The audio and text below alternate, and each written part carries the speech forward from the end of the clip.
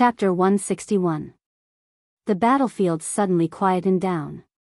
Below the city, the 20 or so cavalrymen stared at Yi Xian, especially the middle-aged man who was leading them. Although a sword was pressed against his forehead, there was no fear in his eyes. If you don't surrender, the day the army enters the city will be the day you will be beheaded. Yi Xian gave the middle-aged man a thumbs up. You've got guts. The middle-aged man sneered. Kill me? You won't dare even if you have 100 guts. Yi Xian was puzzled. Why? The middle-aged man pointed at himself. I'm a soldier of Great Cloud Empire. I'm here on behalf of Great Cloud Empire. If you kill me, Great Cloud Empire, chi! The elegant spirit sword suddenly pierced through the middle-aged man's forehead. The middle-aged man's voice stopped abruptly. His eyes were wide open and filled with disbelief. On the city wall, Yi Xian opened his palm and the elegant spirit sword flew into his hand. A drop of blood slowly dripped from the tip of the sword. Yi Xian looked at the middle-aged man and shook his head. How dare you threaten me like this? Don't I have any face? The middle-aged man was speechless. A few breaths later, the middle-aged man fell from his horse, but his eyes were wide open. He died with everlasting regret. The rest of the Great Cloud Empire soldiers were enraged when they saw the middle-aged man was killed. One of them pointed at Yi Xian and said angrily, How dare you kill our Great Cloud Empire, chi! Without any warning, a sword suddenly pierced through the soldier's throat. The soldier fell to the ground from his horse. Blood spurted out of his throat. Staring at Yi Xian, he held his throat with both hands. But no matter how hard he tried, he could not stop the blood from spurting out. Yi Xian turned to the rest of the soldiers. Do you have anything to say about their fate? At this moment, the soldiers were horrified. At the same time, they realized that this guy wasn't afraid of Great Cloud Empire at all. Run! Without any hesitation, the remaining dozen cavalrymen turned and fled. Jianghu suddenly asked beside Yi Xian, Why didn't you kill them all? Yi Xian smiled and turned to face the soldiers on the wall. Do you see that? This was the power of Great Cloud Empire. The soldiers of Great Cloud Empire weren't invincible. They could still be killed and cowered. So, why should the men of Jianghu be afraid of the Great Cloud Empire? If one comes, we'll kill one. Even if we die, we'll take one down with us.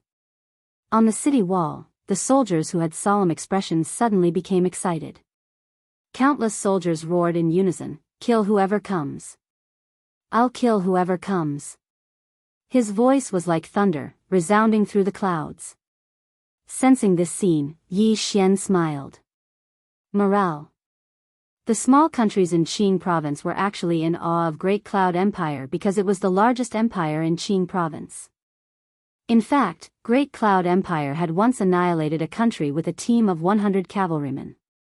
Therefore, these soldiers were very fearful of Great Cloud Empire. If they did not raise the morale of these soldiers, the state of Jianghu would have been defeated before the battle even started. Jianghu glanced at Yi Xian with an undetectable curve on the corner of her mouth. Yi Xian suddenly said, I'm going back to Azure Waves Academy. Jianghu asked, When will you be back? Yi Xian answered, Soon. Jianghu sighed. If this chapter is not finished, please turn the page. I'll wait for you. Yi Xian nodded, because of Shaoan, Chu, Karaki Academy, and Dark World won't make a move for a while. But be careful. I'll be back in 2 days at the latest. Finishing his words, he turned and left. Jianghu looked at Yi Xian's back until Yi Xian disappeared at the end of the horizon. Yi Xian didn't ride the cloud ship. Instead, he rode the black wolf that Lu Banzwang left for him. Because the speed of the black wolf had surpassed the cloud ship, it would take him at most half a day to return to Azure Waves Academy from Mizar City. He had to make a trip back to Azure Waves Academy because it was impossible to resist Chu's army with the military strength of Two Realm City, especially when Great Cloud Empire was involved. He had to find reinforcements. As for the 2 Jiang swords, he didn't devour them because he found it hard to reach Spirit Unite realm with 2 bright grade swords given his current realm. He needed at least 5 swords. Under such circumstances, it was better to keep the 2 swords. Now that he had the 2 swords, his combat strength would rise to a new level. 100 miles away from Mizar City was the encampment of Chu's army. Inside a tent. Impudent. A bellow suddenly sounded. Inside the tent, a middle-aged man clad in iron armor glared at a soldier kneeling on the ground in front of him. His eyes were filled with malevolence. Does Jianghu country really humiliate my great cloud empire? The soldier lowered his head, replying to General, what this subordinate said was true. The middle-aged man narrowed his eyes, pass down my order. Great Cloud Cavalry, assemble. At this moment, a white-robed elder and a black shadow suddenly appeared in the tent. The white-robed elder glanced at the soldier kneeling on the ground, stand down. The soldier hurriedly retreated. The white-robed elder looked at the middle-aged man, General Li Feng, did King Kaoshan tell you to listen to my orders? The middle-aged man named Li Feng's expression was rather unsightly. The white-robed elder said indifferently, General Li, that Yi Xian even dared to slaughter my Kuraki Academy. Do you think he's afraid of your great cloud empire? Not only is he extremely talented, but he also has a sword Immortal backing him. Moreover, Anlancio suddenly came back to help him. Before we figure out Nguisher's intention, you're not allowed to organize anything. Otherwise, you'll be punished according to the military order. Li Feng clenched his fists and his face was livid, but he still nodded. The white-robed elder's expression was also somewhat unsightly. Because of Anlancio, they were now in a deadlock here. The reason why they didn't dare to make a move was that they hadn't found out Anlancio's identity and background. Most importantly, they were afraid that the force behind Anlancio would also join in. It was precisely because of this that Jianghu country and Dark World didn't dare to act rashly. But if they didn't make a move, he was afraid. He was afraid of giving Yi Xian more time to grow. Previously at Mizar City, Yi Xian had almost taken advantage of the situation to become a sword master. At that moment, he was really terrified. Because once Yi Xian became a sword master, it meant that Kuraki Academy and Dark World wouldn't be able to do anything to him. Because the geniuses they could invite were at most those who were below the top 20 on the demon-level geniuses list. If they went any higher, the price would be too great. And if Yi Xian became a sword master, then they would have to invite the top 10 geniuses on the demon-level geniuses list to have a chance of killing Yi Xian. As for the top 10 geniuses, Kuraki Academy wouldn't be able to come into contact with them. Moreover, these geniuses wouldn't lack money because they were already on another level. So, once Yi Xian became a sword master, under the situation that the Myriad Law's realm didn't appear, this chapter isn't over, please continue to the next page. At that time, the situation between Kuraki Academy and Dark World would become very, very bad. Fortunately, Yi Xian had failed. Outside the city, he heaved a sigh of relief when he saw that Yi Xian hadn't succeeded in taking advantage of the situation. So long as Yi Xian hadn't attained the Sword Master realm, then they were still able to kill Yi Xian without paying too great of a price. But now, Anlancio had appeared. When he thought of Anlancio, the white-robed old man's face instantly sank. She really is an extraordinary genius. The problem was why Yi Xian knew such a genius. The nearby mistress of the Dark World suddenly said, Brother Li Mu, do we need to invite those Dao protectors? Dao protectors. The white-robed old man called Li Mu said in a low voice, if we invite them, then we'll probably have to pay a great price. The mistress of the Dark World said, only they would be able to find out exactly who that woman is. Li Mu fell silent. Right at this moment, a black-clothed old man suddenly appeared here. Li Mu's eyes instantly narrowed slightly when he saw this black-clothed old man, and he was slightly vigilant.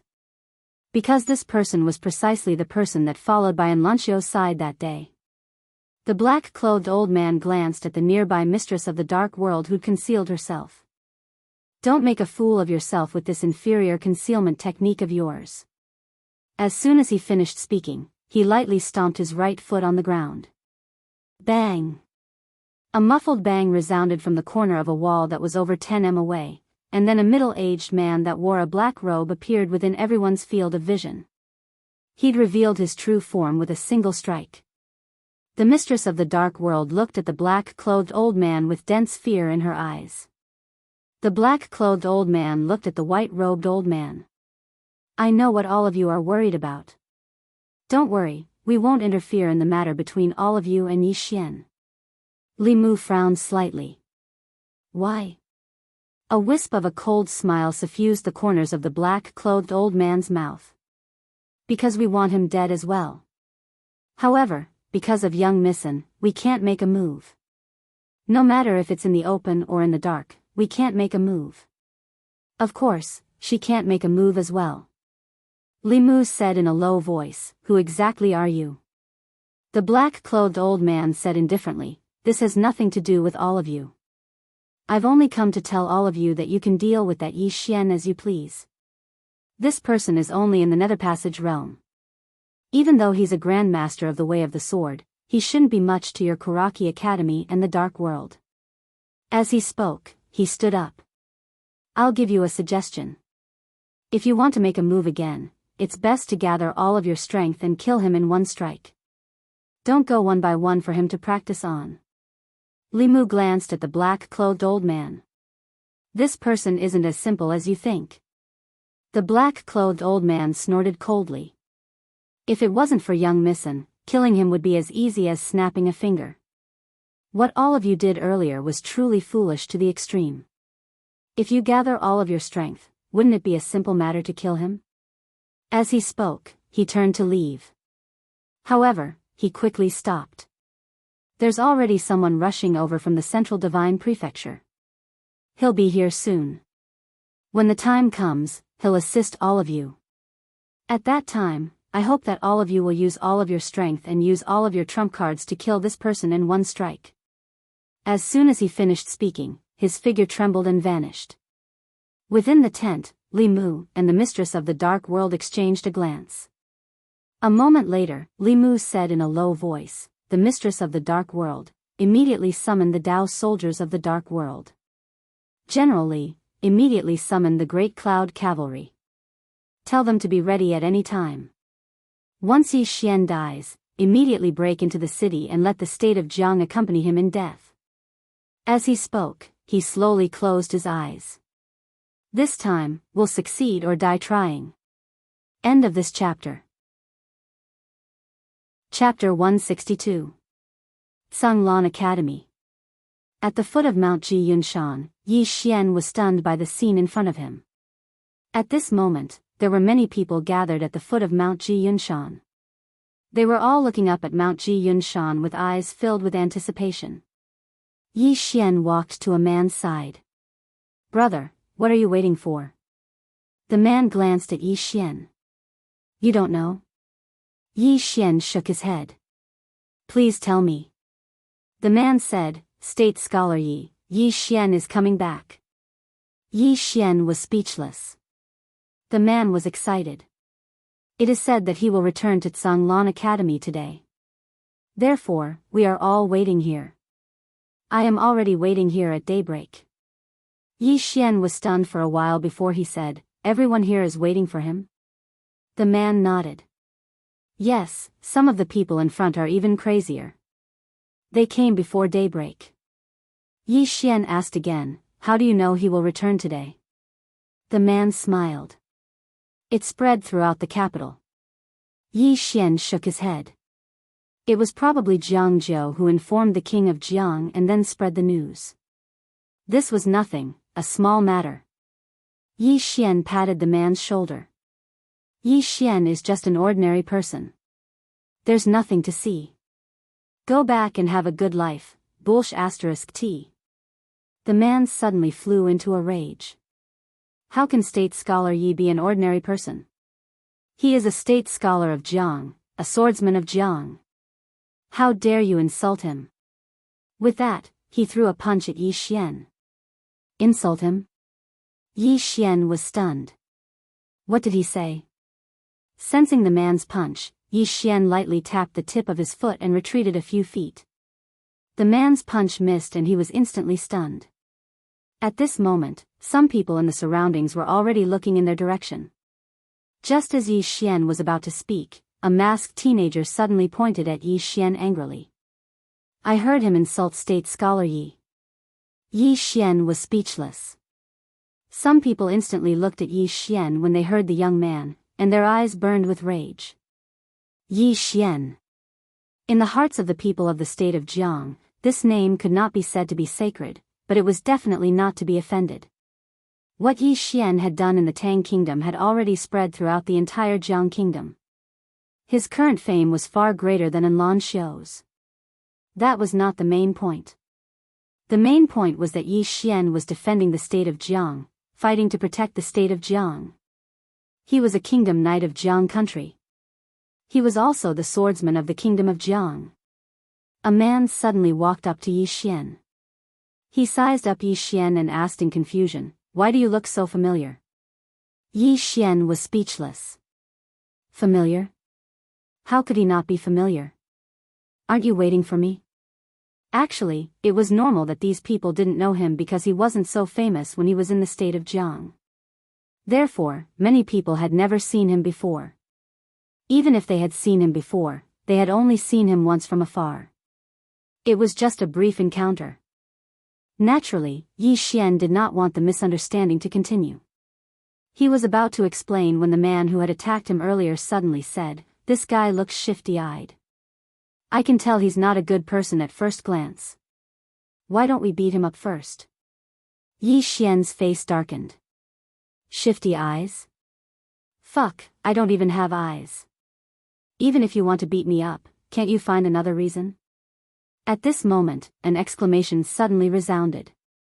It's Yi Xian. In next to no time, the crowd parted, and a woman walked over from afar. She was young, petite, and wore a dark green dress. There was a small braid on the back of her head. As she walked through the crowd, the braid swayed gently, and she looked extremely cute. Yi Xian.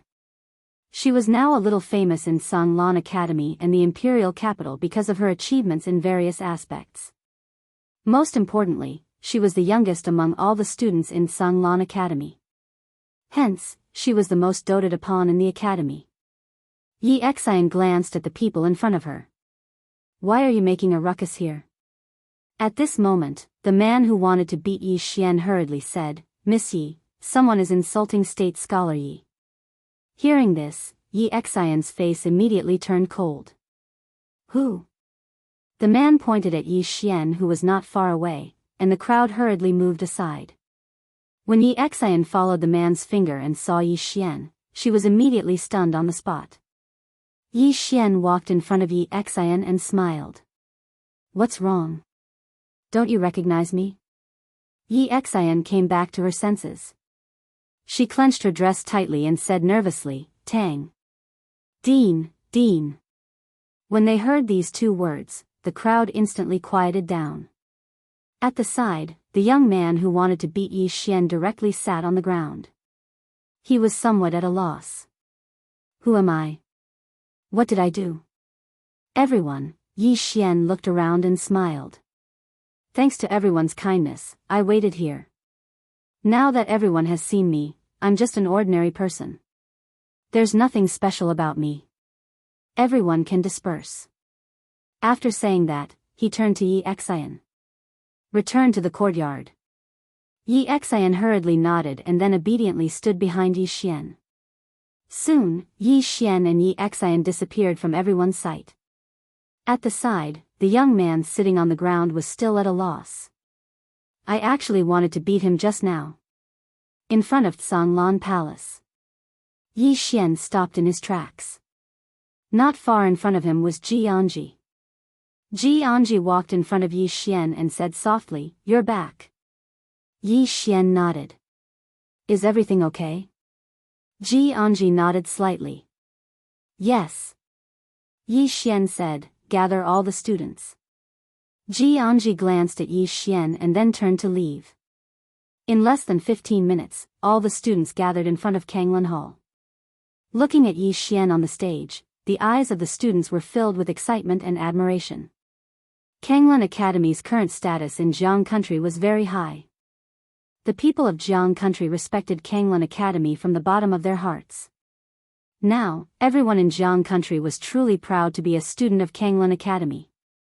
And all of this was because of Yi Xian. On the left and right of Yi Xian were Ji Anji and Bai Zai. Yi Xian took a step forward and glanced below him. There was a total of 42 students here. Amongst them, 21 were at the Skyfall realm, 9 were at the Nether Passage realm, and the rest were at the Qi-controlling realm. Yi Xian pondered deeply for a moment before he said, "All of you should be aware that the armies of Chu, Yu, and Great Cloud empires have arrived. There are 100,000 Chu cavalry outside Mizar city, and there are even Great Cloud empires amongst them. If Mizar city is breached, then the Chu cavalry will be unobstructed, and they'll march all the way south. Countless people of Jiang country will die at their hands." When he spoke up to this point, his voice gradually grew louder. "I've returned this time to ask all of you if all of you are willing to head to Mizar city with me and pledge your life to defend Jiang country? Join the army?" The surroundings suddenly fell silent. Obviously, they hadn't expected that Yi Xian would ask them to join the army. Yi Xian spoke softly. "If the city is breached, then the Jiang country will perish. How could my Kanglan Academy be spared? Of course, I won't force all of you if you're unwilling." Meanwhile, Yi Xian suddenly stood forward. "I'm willing to head to Mizar city." As soon as Yi Xian stood forward, more and more people stood forward as well. Yi Xian felt slightly gratified when he noticed that all of them were willing to head to Mizar city, and he spoke softly. "Do all of you know that most of you might not be able to return from this trip to Mizar city?" A man who stood before Yi Xian grinned. "Dean, you've been fighting for Mizar city all this while.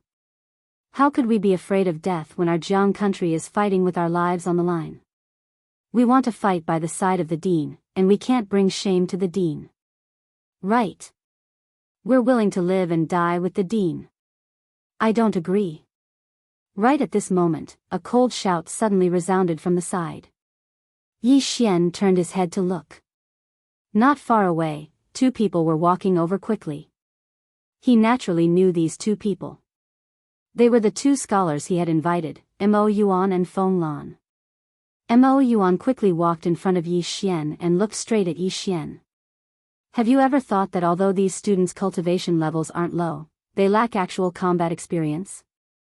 If you bring them to the battlefield, many of them will die." Yi Xian calmly replied, "It's precisely because they lack actual combat experience that we need more." Mo Yuan said in a deep voice, "You're spoiling the seedlings through excessive enthusiasm. Do you know that if you bring them to the battlefield, these geniuses that you've painstakingly nurtured might all die? All your painstaking efforts and old man Ji's last wish will go up in smoke." Yi Xian shook his head and interrupted Mo Yuan. "If the country perishes, how can the students of Kanglan Academy be safe? We are students of Kanglan Academy, but we are also citizens of Jiang country. We are not superior to others. We have the same responsibility to protect this country." Mo Yuan looked at Yi Xian and didn't say anything. Yi Xian continued, "I don't want my students to be a flock of captive sheep. They must go out and experience the cruelty of war. For them, this is also a kind of cultivation. Otherwise, if Kanglan Academy is in danger one day, they won't even have the strength to fight." After seeing Ling Han, Lu Kuang, and the other geniuses of the divine central continent, he understood one thing. If they only cultivated at home and didn't go out to explore, they would be trash for the rest of their lives. Ling Han and the members of the 9th Mercenary Troop, did they cultivate? No. They had fought their way out. They experienced countless battles of life and death to reach the strength they had today. If the students of Kanglan Academy didn't go out and fight, they would never be able to compare to the geniuses and monsters of the divine central continent. A piece of iron would never become a sharp sword if it wasn't tempered thousands of times. Mo Yuan looked at Yi Xian for a long time. Gradually, his expression softened. "Follow me." Yi Xian was a little puzzled because he realized that Mo Yuan and Feng Lan were a little mysterious. Without thinking too much, Yi Xian followed. The three of them arrived at the back of the mountain. Mo Yuan stopped and turned to look at Yi Xian. He opened his palm, and a box appeared in his hand. Yi Xian was a little puzzled. What's this? Mo Yuan opened the box. Inside the box were 12 little golden men, each holding a golden spear in their hands. Mo Yuan looked at Yi Xian. The 12 golden men were once forged by an extremely talented emperor who gathered all the pure gold from the 9 prefectures in the world. Each golden man hides a formation within. Once spirit energy is injected into the formation and activated, the golden men can suppress the 9 prefectures. However, they were once heavily injured, and their spirituality is damaged. Now, they are only equivalent to divine unity tier cultivators. Moreover, because the formation has been damaged, activating it requires many supreme-grade spirit tools. Yi Xian solemnly asked, "How's the power?" Mo Yuan gently flicked his right hand. One of the golden men in the box suddenly turned into a golden light and landed to the side. At this moment, the small golden man had turned into a big golden man that was much bigger than Yi Xian. Mo Yuan indifferently said, "Give it a try." Yi Xian flicked his finger and a sword ray suddenly struck the golden man. The golden man didn't move. The sword didn't even leave a mark on it. Yi Xian's face changed. His sword was a real sword. A moment later, Yi Xian turned to Mo Yuan. Conditions. Mo Yuan looked straight at Yi Xian. Join my Confucian Dao and become the representative of my Confucian Dao. If you're willing, my Confucian Dao will support you. P.S. I might be on leave because I'm going to Guangzhou. I have activities every day, so I don't have any time to write. I can't take it anymore. His schedule for the day was too full. Sorry. Genius 1 second remember website. Mobile version. Chapter 163. The Confucian Dao. Yi Xian frowned when he heard Mo Yuan. The Confucian Dao? Mo Yuan nodded. An ancient cultivation force. Due to some special reasons, its orthodoxy collapsed and only a few inheritances were left. To tell you the truth, we are the successors of the Confucian Dao, and we shoulder the heavy responsibility of reviving the Confucian Dao. Yi Xian asked in a deep voice, "Why me?" Mo Yuan shook his head and chuckled. We've been to Azure Billow Continent and Azure Billow Academy. We've also come to Azure Prefecture and come into contact with Kuraki Academy. Although these 2 academies are called academies, they don't have an academic branch. They only focus on the cultivation and strength of their students, not on their knowledge and thoughts. He looked at Yi Xian and said, "Just when we were about to give up, Imperial Preceptor Lu asked us to come here and have a look. You've surprised us. We've seen hope here, and you're outstanding enough to reach the sword master level at such a young age. It's truly surprising." Meanwhile, Yi Xian suddenly said, "You can see through me." There was a trace of shock in his voice. Because he'd used a Dao law to conceal his strength. Mo Yuan smiled. If I'm not wrong, you should have a Dao law, right? Dao law. Yi Xian's expression turned slightly solemn. I've seriously underestimated them. Mo Yuan added, "Don't worry. We have no ill intentions towards you, and we wouldn't dare to." We wouldn't dare. They'd seen the mysterious woman in the prison pagoda when she went on a rampage. Sword Immortal? They'd seen Sword Immortals, and some of the abilities of this mysterious woman weren't something a Sword Immortal could achieve. Every time they thought of this, they broke out in cold sweat. Because this mysterious woman might not just be a Sword Immortal, she might even be above it. Of course, the reason they'd chosen Yi Xian was because of Yi Xian's original intention of establishing the academy. Yi Xian paid attention to academics and his country. This was exactly what they needed, because what they needed to do was to spread academics and spread their own Confucian ideology. If Tsang Lan Academy grew bigger and bigger, its influence would naturally grow bigger and bigger in the future. At that time, Confucian ideology and academics would be able to be spread even more. Another point was that Yi Xian was strong enough. Without strength, without potential, everything else was just bullshit. On the field, Yi Xian was silent. Mo Yuan and Mo Xian quietly waited for Yi Xian's reply. After a while, Yi Xian said, "I don't understand Confucianism." "You don't have to worry about that," said Mo Yuan with a smile. "You can fire us at any time if you feel that there's something wrong with our Confucian Tao in the future. As for you joining my Confucian Tao, it is just a formality. In the future, you can join any faction. As for my Confucian Tao's spokesperson, it is just a title. There is no restriction. It is just that in the future, when the two of us use Azure Billow Academy to promote Confucian Tao, we will use your name. Of course, the two of us will do our best to protect Azure Billow Academy and you." On the side, Feng Lan suddenly said, "To put it simply, it is equivalent to us cooperating. There is no superior and subordinate relationship. Everyone will help each other and cooperate for a win-win situation." Yi Xian smiled. "In that case, I naturally have no problem with it." Hearing this, Mo Yuan and Feng Lan both smiled. Mo Yuan handed the box to Yi Xian. Yi Xian didn't stand on ceremony. He accepted the box and said, "How do I use this?" Mo Yuan said, "The 12 golden men need to be activated with spiritual energy. Each activation requires at least 100,000 top-grade spirit stones, and it can only be maintained for a quarter of an hour at most." Yi Xian was shocked. 100,000 top-grade spirit stones? Only for a quarter of an hour? Are you kidding me? Mo Yuan smiled bitterly. "Although it is a bit expensive, the effect is excellent. If you have enough top-grade spirit stones, these 12 golden men can even kill an ordinary Dharma realm powerhouse." Yi Xian shook his head and smiled bitterly, and there was a trace of helplessness in his smile. He had more than 1 million top-grade spirit stones on him, and if he used them to activate the 12 golden men, he would run out in one go. Most importantly, it could only be maintained for a quarter of an hour. It was too short, too short. It was simply burning money.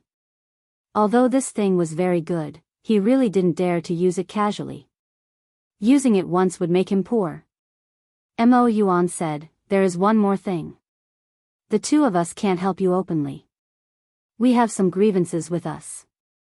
If we help you, it might cause some trouble for you. So, we can't help you openly. However, we can still help you in secret." Yi Xian smiled. "In that case, I will thank you in advance." Mo Yuan smiled lightly. "Mutual benefit." After saying that, he seemed to have thought of something and said, "Do you remember State Preceptor Lu?" Yi Xian nodded. "Of course." Mo Yuan said solemnly, "This person is the successor of military Tao. This time, the Great Cloud Empire is probably the opportunity she has been waiting for. As far as we know, the person she should choose is Her Highness the 9th Princess. Since you have returned to the imperial capital, you can go look for her.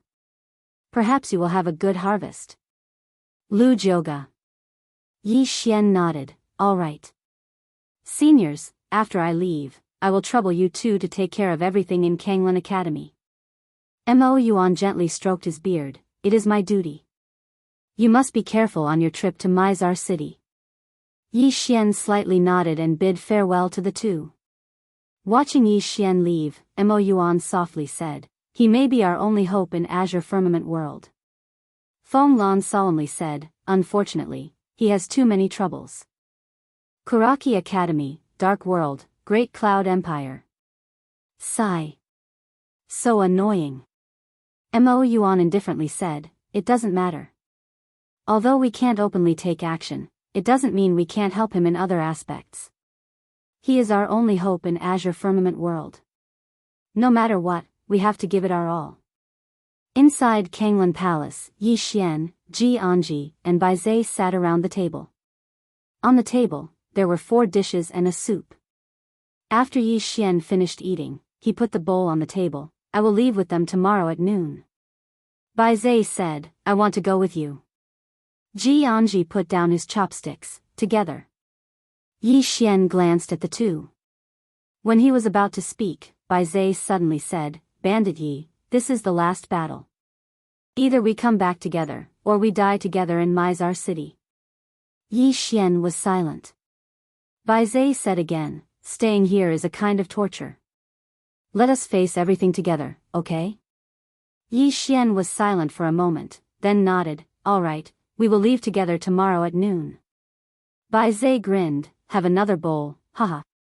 Jianghu glanced at Yi Xian, but did not speak. After dinner, it was night time. Outside the palace, there was no moon or stars. The earth was dark. Yi Xian sat in front of the stone steps, a small wooden figure in his hand. Yi Ling. Yi Xian gently stroked the small wooden figure in his hand. His sister, Yi Ling, had been gone for some time. How was she doing? He was naturally worried. The divine central plains. Yi Xian's right hand slowly tightened around the small wooden figure. He had to work harder. Northern region of the divine central plains. Tens of thousands of kilometers in the northern region, it was cold all year round. Thousands of kilometers of ice and snow drifted down. In the center of the northern region, there was a palace, an ice palace. Inside the palace, countless women were gathered in front of an ice platform. A little girl sat cross-legged on the ice platform. She wasn't very old, only around the age of 13 or 14, and she seemed quite immature. Her hair was icy cold, and strands of formidable aura were ceaselessly emanating from her. However, this aura hadn't even spread out before it was obstructed by a thin barrier of ice. After an unknown period of time, the little girl's aura suddenly rose explosively, and it grew stronger and stronger to the point that the barrier of ice was on the verge of being unable to withstand it. The expressions of everyone here changed drastically when they witnessed this scene, and they retreated in unison.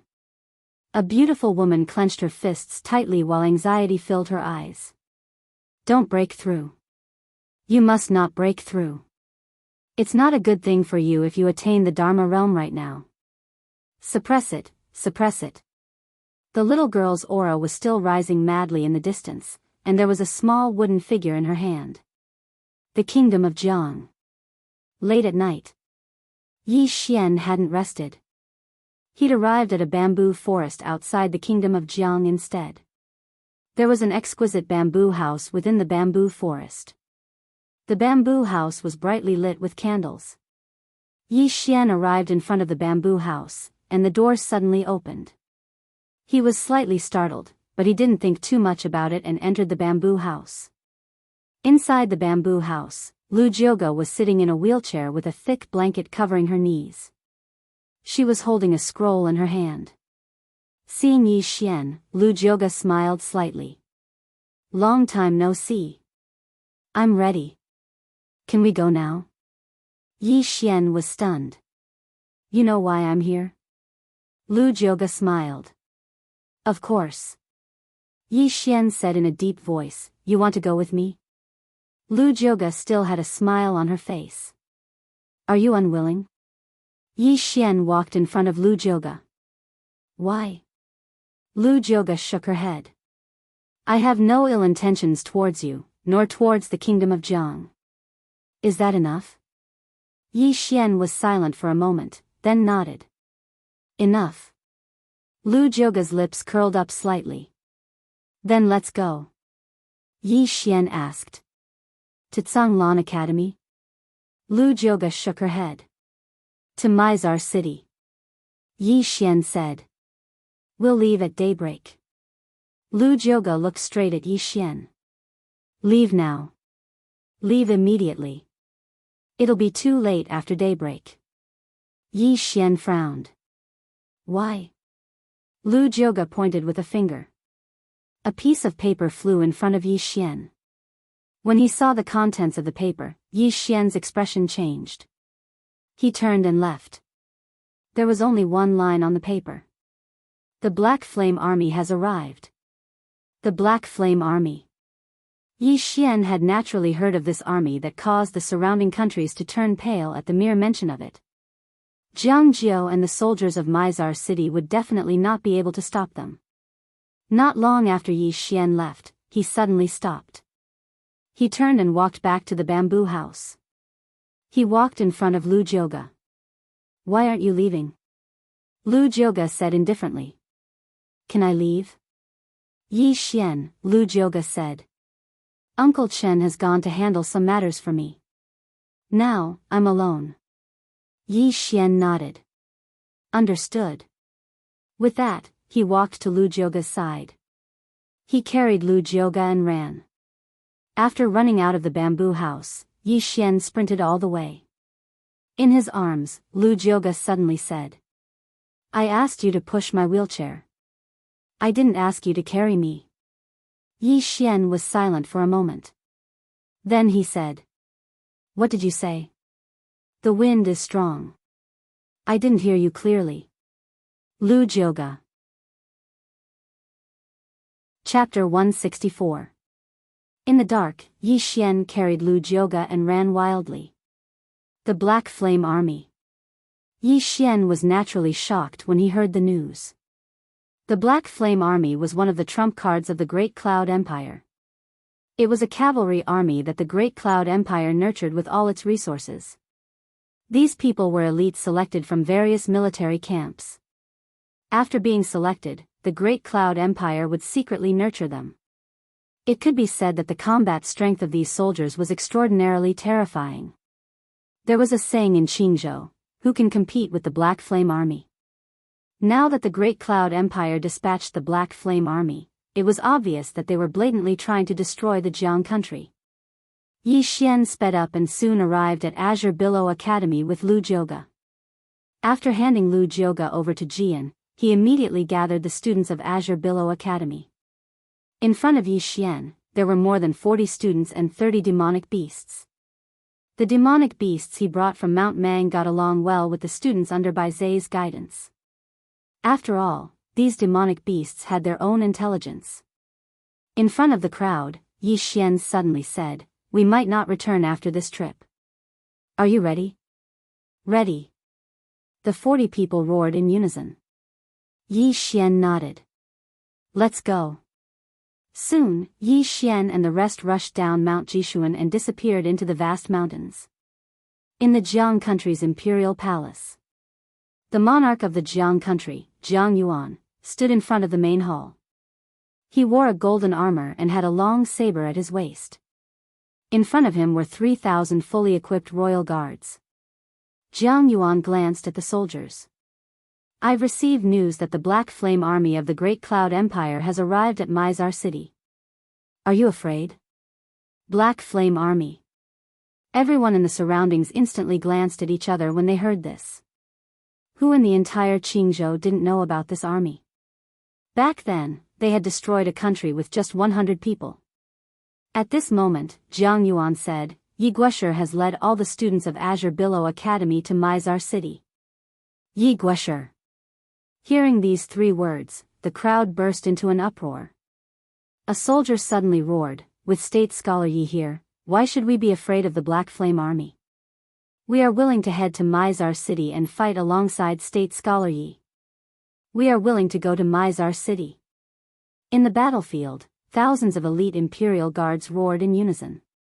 Their voices rumbled like thunder and shook the clouds. At this moment, a cloud ship suddenly arrived above the Jiang country's imperial palace. Soon, the cloud ship slowly descended and landed not far away from everyone. Jiang Yuan unsheathed the saber at his waist. "Board the ship." Several thousand soldiers boarded the cloud ship, and so did Jiang Yuan. Not long after, the cloud ship rose into the air. Jiang Yuan looked down from the cloud ship and looked at the familiar palace before him with a complicated expression. Because this might be the last time he would see the palace he had lived in for decades, in next to no time, the cloud ship vanished into the night. In the nurturing heart hall of the imperial palace of Jiang country, Jiang Yu sat on the ground, beside him was a little black dog, and in front of him was the 5th floor master of the drunken Immortal Inn. Jiang Yu gently stroked the black puppy beside him. "What are our chances of winning this battle?" The 5th floor master fell silent. Jiang Yu smiled, "Please speak your mind." The 5th floor master said, "Less than 20%. Jiang Yu asked softly, "What if that sword Immortal Senior joins the battle?" The fifth-floor master turned to look outside the palace with a complicated expression. If she joins the battle, things will become even more complicated. Right now, it was still a matter between the younger generation. Although it was already a national war, there were still no Dharma realm experts. This chapter is not finished, please continue to the next page. If that sword Immortal were to join the battle, it would mean that this was no longer a battle between the younger generation. At that time, the ones dying would no longer be ordinary people, but Dharma realm experts. The entire Azure province would be disrupted. And if she didn't join the battle, would Yi Xian and the rest be able to stop it? It would be difficult. Jianghu and the fifth-floor master's eyes were filled with deep worry. The news of Azure Biyao Academy's students and Jiang Yuan's imperial guards heading to Mizar city quickly spread throughout the Jiang country. Even the king had personally joined the battle.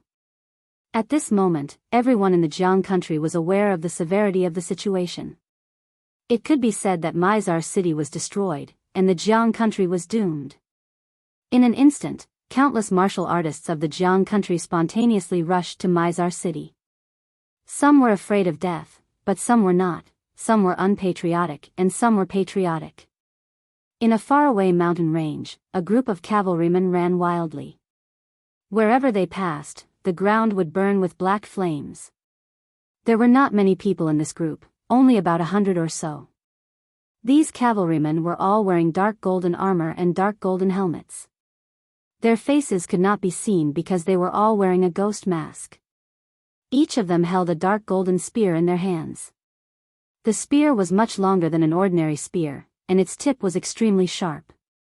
The tip of the spear was extremely thin, and it flickered with a cold flame. Each of them had a dark golden longbow slung across their shoulders, and each of them had a quiver on their backs. There were only 10 arrows in the quiver, and they were extremely long. The tips of the arrows were prismatic, and there were even hooks on them. Apart from that, on the left and right sides of each of their waists, there were 2 short sabers. They were shorter than ordinary sabers, but slightly longer than daggers. These equipment were all bright rank lower grade. All bright rank lower grade. In other words, each of their equipment alone was worth at least 1 billion gold coins. The most eye-catching thing was the horses they were riding on. These were not ordinary horses. These horses were much larger than ordinary horses. They were completely black, and there was a thick layer of dark scales on their ankles. Moreover, they were all wearing dark golden horse armor. When they ran, the ground beneath their feet would burn with black flames. This was because they were too fast. Black flame horse. This was a type of demonic beast that did not exist in the Jianghu province. The Great Cloud Empire had spent a lot of money to purchase these demonic beasts from the divine central continent. These demonic beasts were currently the fastest demonic beasts in the Jianghu province.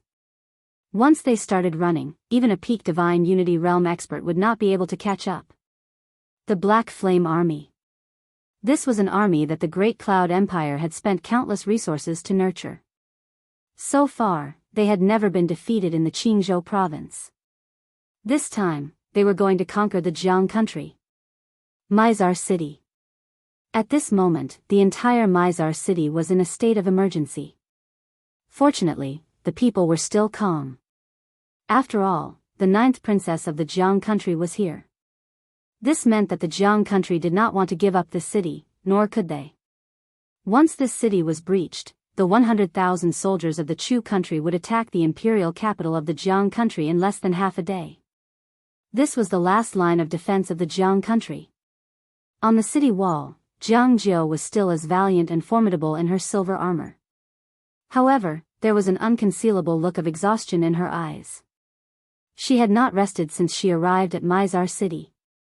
Looking at the Chu country's army in the distance, Jiang Jiao's eyes were cold. She knew that the time for the decisive battle had arrived. This battle concerned her life and death, as well as the lives of countless people in the Jiang country. At this moment, Jiang Jiao's pupils suddenly constricted because the Chu country's cavalrymen in the distance had suddenly moved. They're here. Please continue to the next page. On the city wall, countless soldiers were on guard. The Chu country's cavalrymen did not charge. Instead, they slowly advanced toward Mizar city. When 100,000 cavalrymen advanced together, the entire ground began to tremble. Looking at the dense black army, the atmosphere on the entire city wall became heavy. Very soon, the Chu country's cavalrymen arrived at a distance of 10,000 feet from Mizar city. They stopped and did not send any infantry to attack the city, as if they were waiting for something. In front of this group of cavalrymen were Li Mu of Kuraki Academy and the Mistress of the Dark World. Looking at Mizar city in the distance, Li Mu said indifferently, "In at most an hour, the Black Flame Army will arrive. At that time, with 100,000 troops, coupled with your Dao soldiers of the Dark World, it should be a piece of cake to take down the city." The Mistress of the Dark World said in a low voice, "Then who will deal with Yi Xian?" Li Mu laughed coldly. "Don't worry. Other than Li Mulan and that archer, there is another person who has already rushed over from the Divine Central Plains. At that time, with the three of them attacking together and your Dao soldiers of the Dark World, it should not be difficult to kill him. Even if it is not enough, isn't there still 100,000 troops and the Black Flame Army? With so many people, can he still ascend to the heavens?" The Mistress of the Dark World shook her head. "What if he escapes?" Li Mu smiled and said, "Don't worry, he will not escape." The Mistress of the Dark World looked at Li Mu. Li Mu laughed coldly and said, "Although this person is a great enemy of Kuraki Academy, he is not someone who is afraid of death. And this person is very loyal, he will not escape. He definitely will not escape." His words were filled with confidence. The Mistress of the Dark World said again, "What if that Sword Immortal attacks?" "Sword Immortal attacks?" Li Mu's eyes narrowed and his hands slowly clenched. "Sword Immortal attacks." Li Mu laughed coldly. "If she attacks, then she is the one who broke the rules first." At this point, his lips curled into a savage smile. "Then even kill her. It is just a price to pay." The Mistress of the Dark World was silent. Price. The reason why Kuraki Academy and Dark World did not fight to the death with that Sword Immortal was because they wanted to leave a way out. Because if they fought to the death, everyone would be hurt at their foundations. Even though some people from Kuraki Academy and Dark World had died, this was only a small loss to them. Because core existences like 10,000 Dharma Realm did not die. As long as there were not too many experts of this level dying, they would not be hurt at their foundations. This was also the reason why they were willing to follow the rules set by the mysterious woman. For Dark World and Kuraki Academy, today's battle was also the last battle. In the battlefield, the two armies faced each other, but it was very quiet. Both sides were very quiet. On the city walls of Mizar city, countless soldiers were waiting. There was seriousness in their eyes, but more than that, there was determination. There was no way out. Since there was no way out, then naturally they had to fight. Jianghu's expression was very calm. At this point, she had already thought of all the possible outcomes. The worst outcome was nothing more than death. At this moment, Li Mu suddenly looked to the right. A moment later, his lips curled up, "They are about to arrive. We can attack now." As his voice fell, an angry roar suddenly rang out from the 100,000 cavalry, "Attack! Attack!" In an instant, countless infantrymen charged out from the two sides of the cavalry towards Mizar city. On top of Mizar city, Jianghu slowly closed her eyes. After a moment of silence, she suddenly opened her eyes and roared, "Fight to the death! Fight to the death!" On the city walls, countless people roared in unison.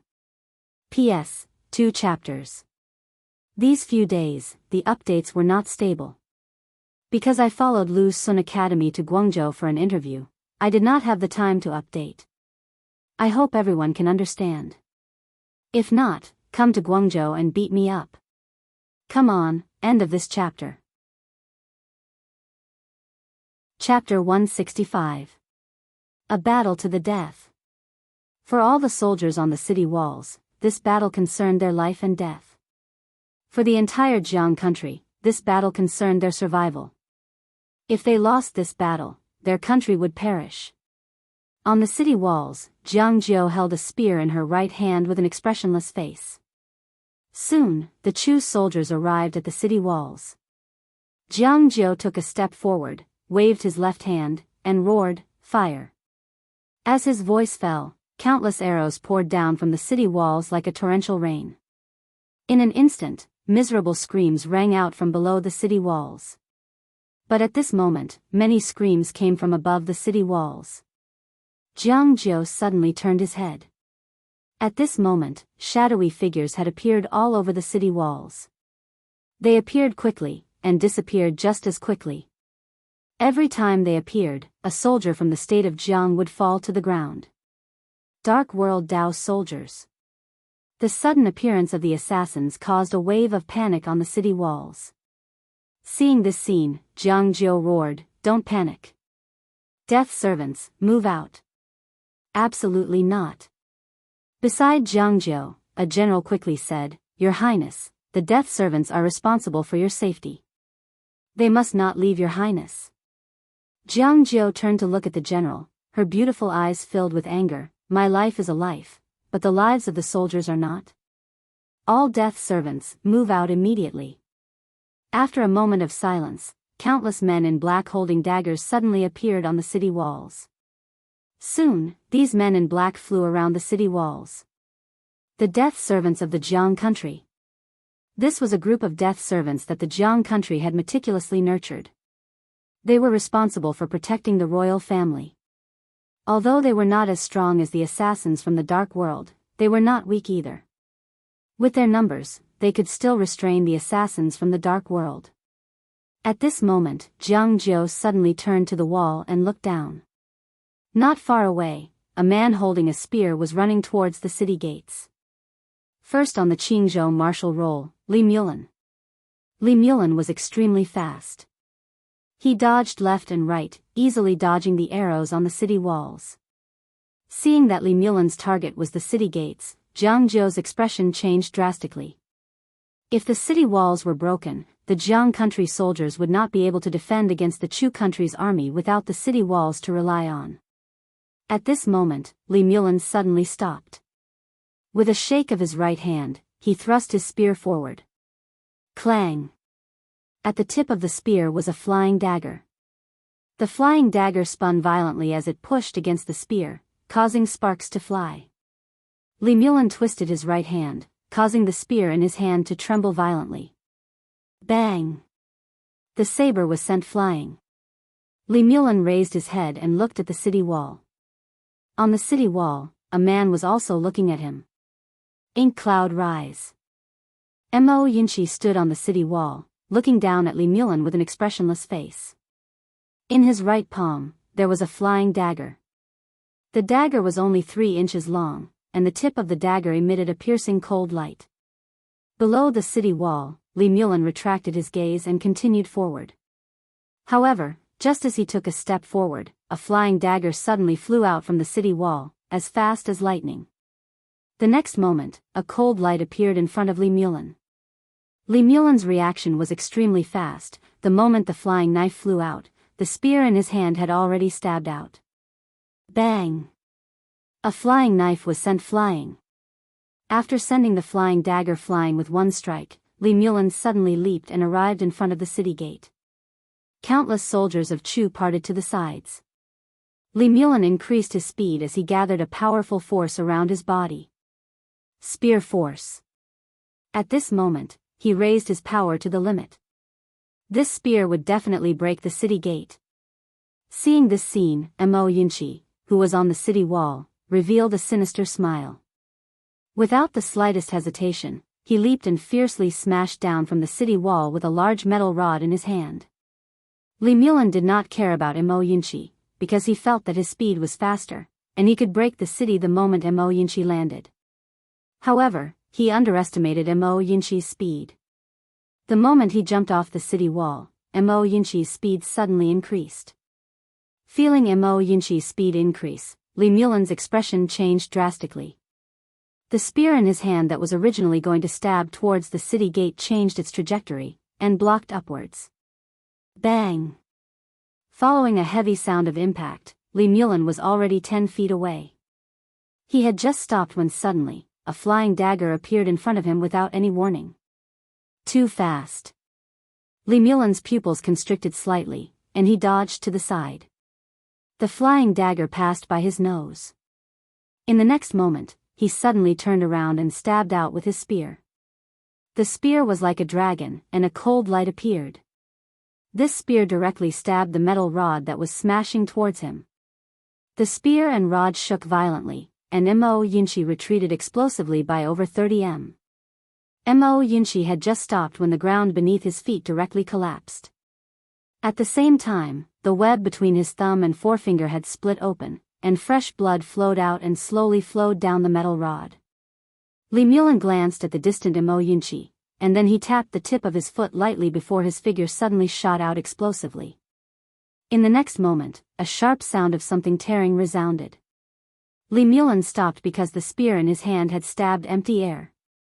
He raised his head and looked towards the distance, and Mo Yunqi had suddenly retreated to the city gate.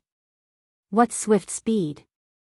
Li Mulan's eyes carried a trace of seriousness because Mo Yunqi's speed was truly too swift to the point it exceeded his expectations. Mo Yunqi didn't attack. He glanced at the surroundings, and there were already scaling ladders set up all around him. Countless soldiers were charging up the city walls like madmen, whereas some people didn't need scaling ladders at all. All of these people had attained the hovering realm, and they could rely on the walls to fly up the city walls. The sounds of battle had already resounded from the top of the city walls. Now, if even the city gates were breached, then Mizar city would really be finished. Because once the 100,000 cavalrymen from the Chu kingdom were allowed to charge into the city, then the soldiers within the city would be utterly unable to stop these cavalrymen. The city couldn't be breached. Mo Yunqi held the iron rod tightly in his right hand. As soon as he exerted force, his wound split open once more, and even more blood flowed out. Mo Yunqi stared fixedly at the distant Li Mulan. Looks like I have to fucking be a hero for once. Meanwhile, Li Mulan suddenly vanished on the spot. Mo Yunqi's expression became ferocious. He could flee, but this time, he couldn't flee because the city gates were right behind him. Mo Yunqi's figure suddenly soared into the sky, and his figure started spinning like a top in midair. In an instant, countless rod images flashed into appearance. Meanwhile, Li Mulan arrived with his spear in hand, and he pointed it straight at Mo Yunqi. His spear strike carried the might of a thunderbolt. In midair, Mo Yunqi suddenly roared furiously, "Rod technique." As soon as his voice resounded, the rod smashed down, and behind the rod were countless overlapping rod images. Rod technique. This was the rod technique that Old Man Ji had passed down to him. As soon as the spear and rod collided, bang! An ear-piercing sound of a heavy strike suddenly resounded. Mo Yunqi's entire body flew out, and finally landed heavily on the city gates not far away.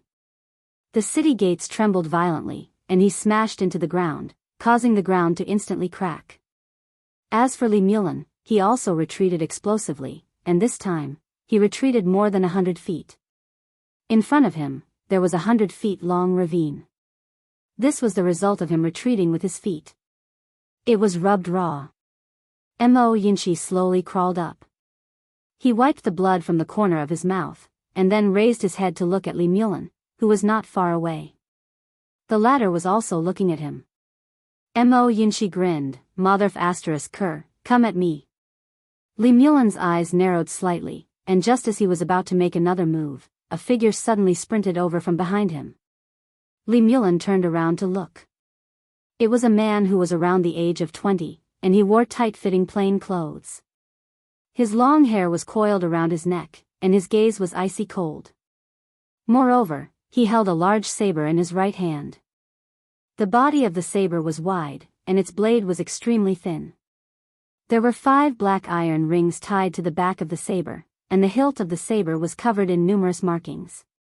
These markings emanated strands of light red light, and they coiled around the man's right hand. The man just charged towards the city gates with the saber in hand. Everywhere he passed, the ground that the saber came into contact with collapsed inch by inch, and a monstrous aura assaulted the face. The soldiers in the surroundings retreated in unison and didn't dare approach him. How formidable!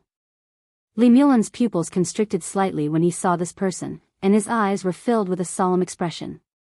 He's from the Central Divine Prefecture. Mo Yinchi stared fixedly at the man who was charging towards him. Actually, he wanted to flee in his heart. Because he'd suffered a heavy injury when he fought Li Mulan head-on just now. Now, when he saw the aura of the man with the saber, he was very clearly aware that he was unable to resist the man. If he resisted it head-on, then it was very likely that he would die. Mo Yinchi suddenly roared furiously. Flee my ass. I'm fucking from Darkwave Academy. I'm Bandit Ye's brother. I can't fucking lose face. Come fight me. As soon as he finished speaking, he suddenly stomped his right foot on the ground, and then he held the black rod with both hands as he charged towards the man. Profound energy surged madly within Mo Yinchi's body, and countless strands of profound energy surged like tidewater into the black rod in his hand. At this moment, the aura of the rod had converged within his body as well. However, the aura of his rod was extremely inferior to the aura of the man with the saber. However, there wasn't a trace of fear in Mo Yinchi's eyes, and his speed grew faster and faster. Just like that, the two of them grew closer and closer under the gazes of countless people. 15m, 10m, 6m, 3m. The man with the saber slashed down. Mo Yinchi held the rod with both hands as he smashed it down. A moment of silence ensued. Hiss. The long rod instantly shattered, and the saber slashed straight towards Mo Yinchi's head. Mo Yinchi's pupils constricted, and his figure flashed backwards, dodging this fatal strike by a hair's breadth. The saber directly sank into the ground, but the next moment, the man with the saber suddenly let go of the saber, and then he charged forward, and directly kneed Mo Yinchi in the abdomen. Mo Yinchi's eyes widened, and his entire body was sent flying backwards. This time, he flew for a distance of a few hundred feet, and finally smashed heavily onto the city gate of Mizar City in the distance. Bang! The city gate shook violently, and then, Mo Yinchi smashed onto the ground, and countless clouds of dust rose. Not far away, the man with the saber opened his right hand, and the saber behind him suddenly flew up, and then appeared in his hand. The man carried the saber and walked towards Mo Yinchi, who was at the city wall. Mo Yinchi crawled up, and blood flowed continuously from the corner of his mouth, and his body was in a tearing pain. Mo Yinchi stared at the man with the saber who was walking towards him from afar, and he wiped the blood from the corner of his mouth. Damn it, Bandit Yi, don't tell me you're waiting for me to die before coming. As he spoke, he looked around, and did not see Yi Xian's figure. The man in the distance was getting closer and closer. The corner of Mo Yinchi's mouth twitched. Bandit Yi. Brother Yi. Big brother. Dear brother. Save me. I really don't want to die. Genius 1 second to remember website. Mobile version website. Chapter 166. Afraid of death? Who wasn't afraid of death? Not to mention Mo Yinchi, even Yi Xian was afraid of death, or rather, he didn't want to die. In this world, there were too many things to worry about and too many wonderful things. If one could live, who would want to die? But if he had to die, then there was nothing he could do. Just like this moment. Mo Yinchi could originally escape, but he didn't choose to escape. His thoughts were to block for as long as he could and try to buy as much time as possible for Yi Xian. Because once the city was breached, the cavalry would charge, and at that time, it would be a destructive matter for Mizar City. Mo Yinchi wiped the blood from the corner of his mouth. His expression turned malevolent as he walked towards the man with the big saber. The saber-wielding man's figure suddenly trembled. In the next moment, he appeared directly above Mo Yinchi's head. In the blink of an eye, his saber slashed down at Mo Yinchi. As the saber fell, an ear-piercing tearing sound rang out. Mo Yinchi's eyes were cold. He didn't block the saber. Instead, he opened his right hand and a flying saber flew out from his palm. Block the knife? He knew very well that he couldn't block it anymore. Thus, he chose to exchange a life for a life. If it really didn't work out, he would settle for the next best thing. Exchanging a life for an injury was also fine. That was all he could do. Just as the saber was about 10 centimeters away from Mo Yun's head, it suddenly stopped. This was because a sword was firmly pressed against the blade of the saber. This sword had blocked all of the saber's power. As for Mo Yunqi's flying knife, it was unable to cut into the man's abdomen. Underneath the man's clothes was a pitch-black armor. This armor forcefully blocked the flying knife. The man wielding the saber pressed forward with his right hand. Bang! The sword was sent flying, but in the next moment, it flew back again. The saber-wielding man frowned. Holding the saber forward was everything. Bang! The sword was sent flying again, but the saber-wielding man was also forced back a good 100 feet. The man raised his head and looked into the distance. There, a man was slowly walking over. Yi Xian. The moment she saw Yi Xian, all the soldiers on the city wall were in an uproar, and countless angry roars resounded from the city wall. Morale skyrocketed. On the other hand, when Jianghu, who was in battle, saw Yi Xian, a wisp of a smile appeared on his bloodied face. Here it comes. He came. Accompanying Yi Xian were Ji Anji, Bai Zhe, and all the students of Tsanglan Academy. These students had already rushed up the city walls and were fighting with the soaring sky realm experts of Chu country. Ordinary soldiers might not be able to defeat these high sky realm experts, but Tsanglan Academy students were not afraid. Among them, the weakest was at the high sky realm. On the other side, when the two of them saw Yi Xian, the corners of Li Mu's mouth curled up into a cold smile. You finally appeared? Before Yi Xian did not appear, he was still a little worried. He was not worried that Yi Xian would escape, but he was worried that Yi Xian would do something else. Beside him, the mistress of the world asked, "Attack?" Li Mu shook his head. Let your men check the surroundings first. This person isn't stupid. He might have a backup plan. No matter what, it's best for us to be careful. The mistress of the dark world nodded and left. Li Mu looked at Yi Xian, who was not far away. His eyes were filled with coldness and killing intent. In order to deal with Yi Xian, Tsanglan Academy had paid a huge price. This time, if they did not succeed, they would die trying. Yi Xian walked to Mo Yunqi's side. Mo Yunqi collapsed. Yi Xian supported Mo Yunqi and placed a golden sour pill into Mo Yunqi's mouth. Mo Yunqi looked at Yi Xian. If you came a little later, we can only be brothers in our next life. Yi Xian patted Mo Yunqi's shoulder and said softly, leave the rest to me. After that, he sent Mo Yunqi to Bai Zhe, who was on the city wall. Then, he turned around and pointed. Chi! A few dozen feet away, a dark world Dao soldier's head was instantly pierced by this sword light. In the next moment, the sword light flashed like a bolt of lightning. This chapter is not over, please flip the page. After that, a few dozen feet away, the heads of 5 to 6 Chu country soldiers flew off.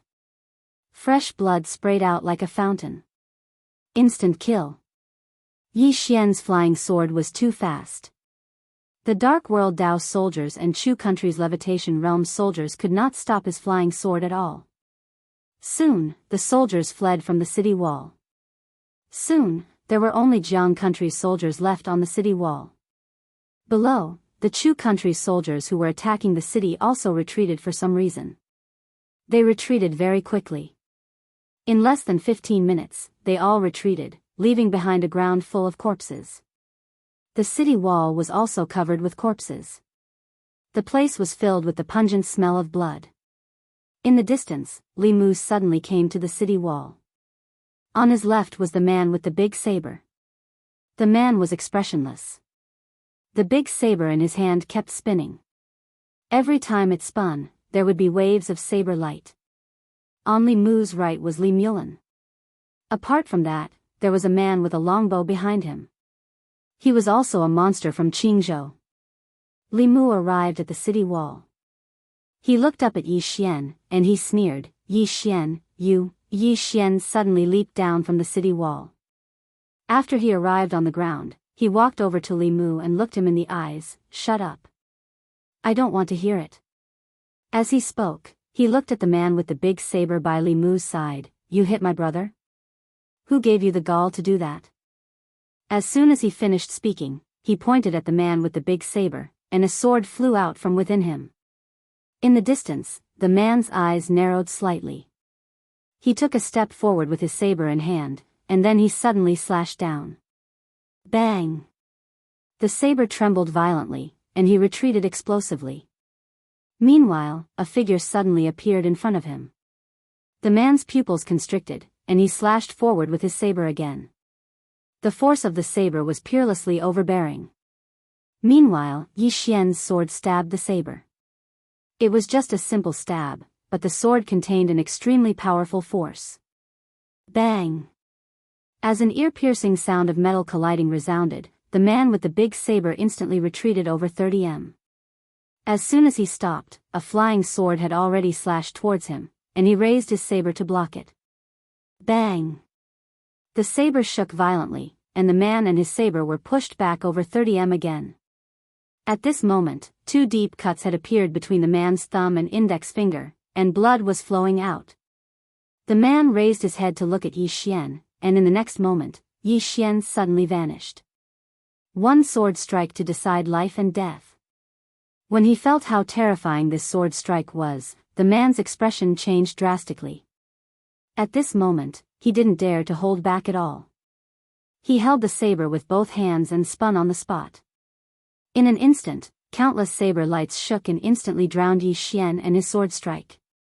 After a moment of silence, a ray of sword lights suddenly erupted from within the saber lights. Bang! The saber lights were instantly shattered, and the powerful force instantly shook the man with the big saber and forced him to retreat repeatedly. However, he hadn't even taken a few steps back when a sword was pressed against the center of his forehead. Flying sword. Yi Xian was still a few meters away from the man with the big saber, but the sword was already pressed against the man's forehead. At this moment, his sword control technique had already reached an extremely terrifying level. Yi Xian slowly walked towards the man with the big saber. "You think my brother is someone you can bully?" As soon as he finished speaking, he waved his right hand. The exquisite spirit sword pierced through the man's forehead. Pust! A stream of blood splattered from the back of the man's head. Seeing this scene, everyone's expression changed drastically, especially Li Mu, who was nearby. At this moment, his eyes were filled with shock. Because he realized that Yi Xian's strength was much stronger than before. How long had it been? Was he a devil? Li Mu looked at Yi Xian, and at this moment, he finally panicked. The speed at which Yi Xian's strength grew was way too fast. He had to admit that if this continued, Yi Xian might become a sword master within 3 years, or even less. This was too terrifying. Thinking to this point, this chapter is not finished, please continue to the next page. Because, Li Mu was even more determined in his thoughts. Yi Xian must die. At this time, sue for peace. That was something that was simply impossible. Li Mu looked at the mistress of the dark world beside him. Be ready. The mistress of the dark world nodded slightly and disappeared silently. In the distance, Yi Xian walked to the man's corpse, and with a wave of his right hand, the machete on the ground appeared in his hand. High-grade clear-grade spirit weapon. This machete could be sold for at least 150 million gold coins, maybe even more. The corners of Yi Xian's mouth curled up slightly. This was not a small amount of wealth. Although it wasn't a sword, he could use it to exchange for a clear-grade sword. After putting away the machete, he waved his right hand, and the storage ring on the man's finger flew into his hand. In the storage ring, there were more than 100 million gold coins, more than 200,000 top-grade spirit stones, and a lot of miscellaneous things. Although there weren't many good things, they weren't too bad either, and could be exchanged for more than 10 million gold coins. Yi Xian put away the storage ring and looked at the corpse on the ground. The more monstrous a person was, the more wealth he had on him.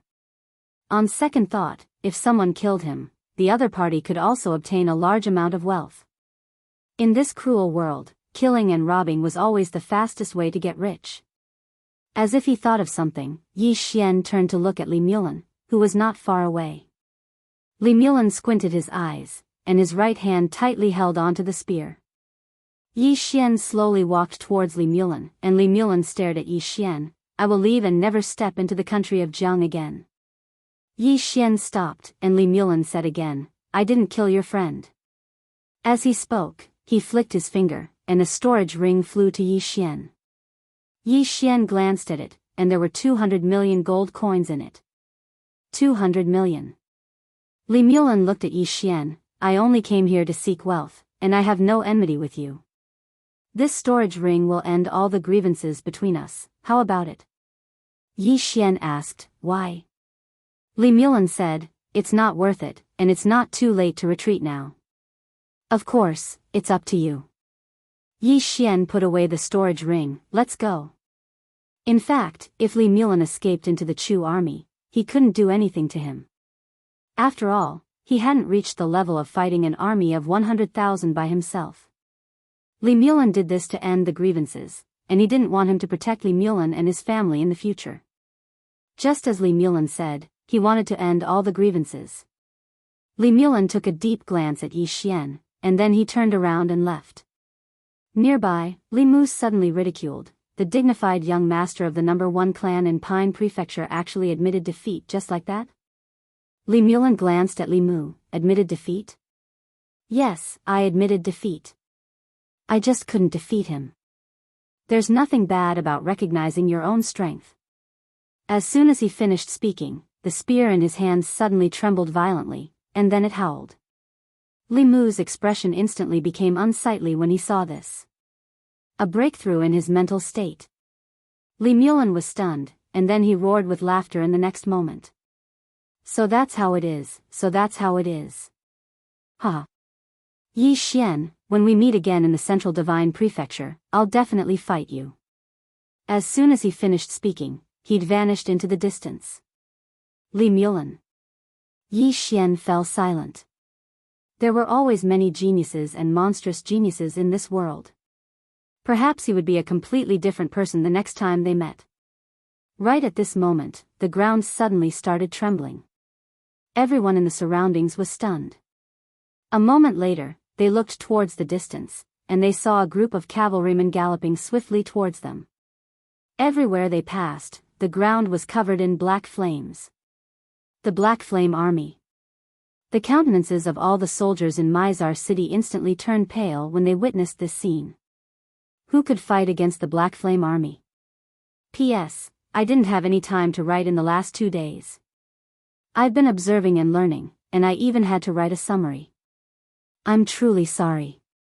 I haven't been updating well in the last few days, and I'm very sorry for that. I don't ask for your understanding, I just ask for your monthly votes. Thank you. Lastly, I'll allow all of you to curse me for the next few days. Right, we're all civilized people, so you can't curse me with vulgarities. Whoever curses is a puppy. End of this chapter. Chapter 167. Black Flame Army. This was a mysterious army that had countless legends in Qingzhou. At this moment, it was no longer a legend. It had truly appeared before everyone's eyes. Everyone was looking at this cavalry unit. Yi Xian was also looking at this cavalry unit. He had to admit that this cavalry unit was indeed very strong. They were even stronger than the Dao soldiers from Kuraki Academy that he had encountered previously. This cavalry unit was filled with a murderous aura. They were unstoppable. That was the feeling they gave off. Very strong. Truly very strong. At this moment, all the soldiers of the state of Jianghu had turned pale. Many of their eyes were filled with fear. At the sight of this, Jiang Zhou's face instantly darkened. What was the most important thing for an army? It was the morale of the army. If they lost their morale before the battle began, they might collapse once the battle began. At this moment, Yi Xian suddenly charged towards the Black Flame army. At this moment, Yi Xian attracted everyone's attention. What is he doing? That was what everyone was thinking at this moment. Jianghu clenched her fists tightly as she stared at Yi Xian. Her mind was completely blank. Just like that, under countless gazes, Yi Xian's speed increased as he held the spirit-elegant sword in his right hand. Battle intent. Torrential battle intent radiated from Yi Xian's body. Battle intent. Yi Xian's thoughts were very simple. He wanted to fight. Could he win? Couldn't win? He didn't think too much about it. Young people needed to be hot-blooded, to be aggressive, and to fight. If he couldn't win, he would run. Yi Xian's speed increased as his battle intent grew stronger. The Black Flame army in front of him didn't stop either. Not only did they not stop, but they also increased their speed. 1 person against 100. It was something that seemed impossible, but it was happening right now. Everyone was looking at Yi Xian, who was charging towards the Black Flame army. Under everyone's gazes, both sides were getting closer and closer. 10 zhang. 15 zhang.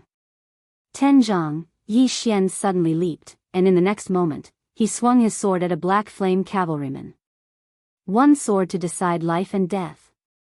As the sword slashed down, a sword cry resounded. The Black Flame cavalryman stabbed with his spear. This stab didn't have any fancy movements and was extremely simple. The spear and sword collided. Bang! Beneath the two of them, the earth trembled, and the long spear in the hands of the Black Flame cavalryman instantly shattered. Yi Xian's sword slashed down in a straight line, directly on the head of the cavalryman. Bang!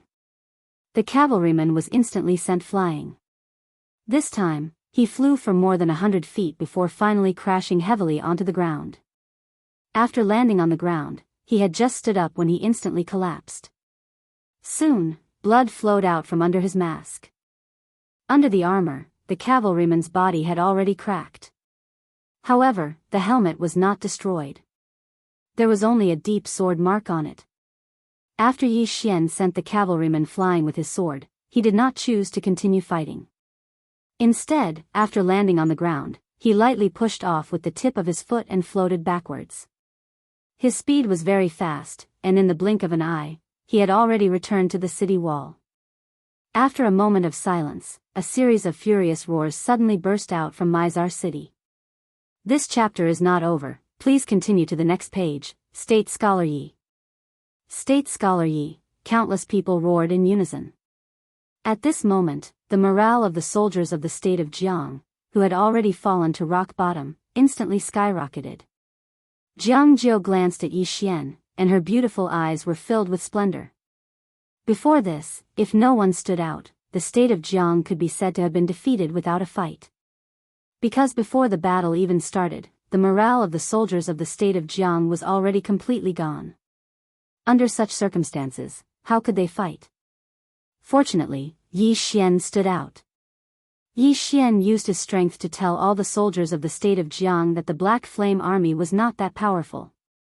On the city wall, countless soldiers of the state of Jianghu were in high spirits, and their eyes were filled with excitement. On the other hand, Yi Xian's expression was solemn. At this moment, he already knew the strength of the Black Flame army. If it wasn't for the single sword determines life and death, he might not have been able to kill them. The strength of these people was secondary. The most important thing was their equipment. Their equipment was too good, and the helmet of the soldier of the Black Flame army had actually withstood his sword. After all, his sword was a real sword. If he had to put in so much effort to kill them, if the Black Flame army entered Mizar City, how could the soldiers of the state of Jianghu defend Mizar City? They couldn't. Yi Xian slowly clenched the spirit-elegant sword in his right hand. Even if he had to expose his trump card, he couldn't let the soldiers of the state of Jianghu face the Black Flame army. At this moment, not far from the city, Li Mu suddenly said, "Yi Xian, today is the day you die." As soon as he finished speaking, he turned to look at the soldiers of the state of Chu. When the city is breached, you can do whatever you want after entering the city. Do whatever you want. Hearing this, countless soldiers of the state of Chu were instantly excited. This meant that after they entered the city, they could do whatever they wanted. Li Mu suddenly turned to look at Mizar city. Attack! As soon as he finished speaking, countless soldiers of the state of Chu surged towards Mizar city like a tidal wave. At the same time, close to 30 ghostly figures in black suddenly appeared among the soldiers. Dark World Dao soldiers. On the city wall, Jianghu took a step forward. Fight to the death! Fight to the death! On the city wall, countless soldiers roared in unison. The battle had begun. Countless arrows rained down like a torrential storm. Below the city wall, there were more and more corpses.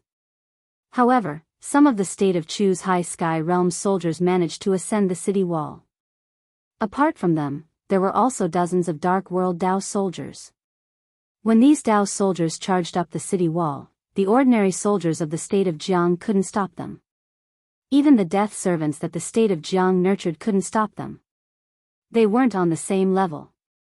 Beside Yi Xian, Bai Zai, and Ji Anji had already charged out. Yi Xian didn't make a move. His attention was on the Black Flame Army below. The Black Flame Army hadn't made a move yet. At this moment, several figures charged towards the city gate of Mizar city. The speed of these figures was extremely fast. In the blink of an eye, they arrived before the city gate. However, in the next moment, a ray of sword light appeared at the city gate. The few figures retreated at the same time. In front of the city gate, Yi Xian appeared out of nowhere. Not far away from him stood 3 black-robed figures. The 3 of them didn't choose to fight with Yi Xian. Instead, they retreated. From Yi Xian's previous attack, they were very clear that ordinary people weren't a match for Yi Xian. They wouldn't make any unnecessary sacrifices. Yi Xian looked at Li Mu, who wasn't far away. Li Mu sneered and tilted his head. It's your turn. As soon as Li Mu's voice fell, a woman suddenly walked out from the group of soldiers. The woman wore a long robe. If this chapter hasn't ended, please flip the page. She wore a long white dress that trailed the ground. There were 3 blood-red plum blossoms on it. In her hands, she held an emerald green pipa. The woman's appearance couldn't be considered to be devastatingly beautiful. However, she was very pleasing to the eye. She slowly walked towards Yi Xian. As she sized up Yi Xian, there was a trace of astonishment in her beautiful eyes. Other than Anlancio, I never thought that there would be a genius like you in the Green Province. What a surprise. Yi Xian slowly walked towards the woman. How about this? Do me a favor. If you leave, I'll return the favor in the future. What do you say? The woman shook her head. She slowly walked towards Yi Xian. They paid me 10 million supreme-grade spirit stones to restrain you. If I can kill you, it'll be 50 million. May I ask weakly, is your favor worth 50 million? Yi Xian shrugged his shoulders. There's nothing to talk about. As soon as his voice fell, he disappeared from the spot. The woman's lips curled up. Her jade-like fingers lightly plucked the strings of the pipa. Wang! The sound of the pipa was like a sudden clap of thunder. Hundreds of soldiers who were closer to the woman instantly bled from their 7 orifices and fell to the ground. As for Yi Xian himself, he retreated to the city gates of Mizar city in an instant. Just as he stopped, fresh blood flowed from the corner of his mouth. The Lingxiu sword in his hand was also vibrating violently. Yi Xian lifted his head to look at the woman. The woman smiled gently. Let me introduce myself. I'm Jianghu from the Heavenly Sound sect. In front of thousands of soldiers, I stopped them with my pipa. I'm currently ranked 11th on the demon ranking. However, I'll be in the top 10 soon. As she spoke, she smiled faintly. In the next instant, her jade-like fingers plucked the strings of the pipa. In an instant, a string sound reverberated. This string sound couldn't be seen. However, the ground in front of her started to crack inch by inch, all the way to the front of Yi Xian. Yi Xian was expressionless. He tilted his head slightly and stabbed out with his sword. At the tip of the sword, a cold gleam appeared. TSK. Yi Xian's body trembled violently. The ground beneath his feet started to crack inch by inch. Moreover, the cracks spread rapidly in all directions. In an instant, the city walls on both sides behind him had many cracks. At this moment, Jianghu suddenly took a step forward. She walked gracefully and her jade-like fingers plucked one of the strings of the pipa. In an instant, the crisp and melodious sound of the pipa rang out. The sound was pleasant to the ears. However, to Yi Xian, it was undoubtedly a death sentence. He knew that he had met a true expert. At this moment, he didn't dare to conceal his strength. He took a step forward and stabbed out with his sword. Boom! The string from before shattered instantly. Immediately after, he took another step forward and stabbed out with another arrow. The momentum of the sword was like a tsunami that was tens of thousands of feet high. It was unstoppable. TSK. As the tip of Yi Xian's sword stabbed out, a sharp and ear-piercing tearing sound resounded. At this moment, his hands started to tremble violently. However, he destroyed this string sound. At this moment, Jianghu was stunned. It wasn't just her, even Li Mu was stunned. Swordmaster? Li Mu's mind went blank, and he stared blankly at Yi Xian. That strike just now had obviously reached the level of a sword master. Moreover, the sword intent was quite strange. Swordmaster? Li Mu's right hand was trembling slightly. He looked at Yi Xian with eyes filled with disbelief. You've actually reached the level of a sword master. Yi Xian nodded and said seriously, I hid it on purpose to give you a surprise. Oh, surprise? Are you surprised? Hee hee. Pooh. Li Mu suddenly spat out a mouthful of blood. End of this chapter. Chapter 168. Surprise? It was more like shock. Li Mu had never imagined that Yi Xian had reached the level of a sword master. A sword master and a sword Dao grandmaster were two completely different concepts. A sword Dao grandmaster was popular in Azure province, but in the divine central continent, it was only above average. But a sword master was a completely different story. With Yi Xian's current strength, he was fully qualified to be on the demon-level geniuses list, and he could even make it to the top 10. Which one of the top 10 on the demon-level geniuses list wasn't a heaven-defying genius? Li Mu clenched his fists, shocked and furious. At this moment, Jianghu, who sat opposite Yi Xian, suddenly said softly, Sword Master. As she spoke, she put away her pipa. I think I can do you a favor. Yi Xian, Jianghu sized up Yi Xian. Remember, you owe me a favor. When you come to the divine central continent in the future, remember to return the favor. With that, she turned to leave with her pipa in her arms. But when she passed by Li Mu, she suddenly stopped and glanced at him. I'm a little embarrassed about this. Right, to express my apology, I'll take 9 million top-grade spirit stones from you. Pay up. As she spoke, she stretched out her right hand. Li Mu said angrily, You're leaving, and you still want money? What kind of logic is that? Jianghu frowned slightly. How arduous was my journey from the divine central continent to here? I'm only asking you to pay for your labor. What, you're not willing? Li Mu was furious. You used the transportation array to come here. How arduous was it? The old man will tell you that if you want 10 million top-grade spirit stones, you can. Restrain him, and the old man will hand over the top-grade spirit stones with both hands. Otherwise. Jianghu's eyes narrowed slightly. Otherwise, you'll hit me? As she spoke, she took a step forward and looked straight at Li Mu. What? You think you're so great because you're at a high level? Just try and touch me. Li Mu was so angry that his lungs were about to explode. Hit Jianghu? He really wanted to, but he couldn't. Jianghu was ranked 11th on the monster list. Most importantly, the Heavenly Sound sect behind her was a force that was much stronger than Karaki Academy. This fight was definitely poking a hornet's nest. Jianghu suddenly said indifferently, It doesn't matter if you don't give it to me.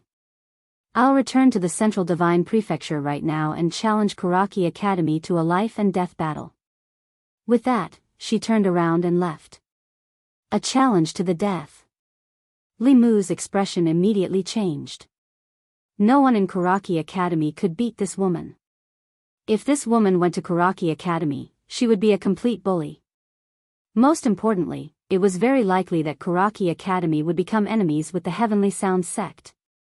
Li Mu suddenly flicked his finger, and a storage ring flew over to Jianghu. Jianghu stopped in her tracks and glanced at the storage ring. In the next moment, she put the storage ring away and turned around to smile at Li Mu. "Senior, it's been a pleasure working with you." As she spoke, she glanced at Yi Xian, "Swordsman, remember, you owe me a favor, don't forget it." With that, she turned around and vanished swiftly into the distance. Yi Xian shook his head, "I've never seen such a shameless person." As soon as he finished speaking, he suddenly vanished on the spot. Hiss. Hiss. Hiss. Hiss. 3 flying swords suddenly flew out from his body, and the heads of 3 Dark Dimension Dao soldiers on the city wall were instantly chopped off. Since he'd exposed his trump card, he naturally wouldn't suppress his strength. Li Mu's expression changed drastically when he witnessed this scene, and he roared furiously in the next moment, "Kill! Kill them all! Kill!" At this moment, he couldn't be bothered about all that. Yi Xian had attained the Sword Master realm. It was undoubtedly a bolt out of the blue to him and Karaki Academy. They absolutely couldn't allow Yi Xian to live. Because if Yi Xian headed to the Central Divine Prefecture, then with his current strength and natural talent, there would definitely be powers that would be willing to accept him, and there would definitely be quite a few of them. If a Grand Master in the Sword Dao wasn't sufficient to make the powers of the Central Divine Prefecture become enemies with Karaki Academy and the Dark Dimension, then a Sword Master was absolutely sufficient. If it was said that he was only afraid of Yi Xian in the past, then it wasn't just fear now, it was terror. The speed of Yi Xian's growth was truly too terrifying. As soon as Li Mu finished speaking, the soldiers of Chu in the surroundings charged forward, and even the cavalry had started charging. Yi Xian frowned when he saw the cavalry charge.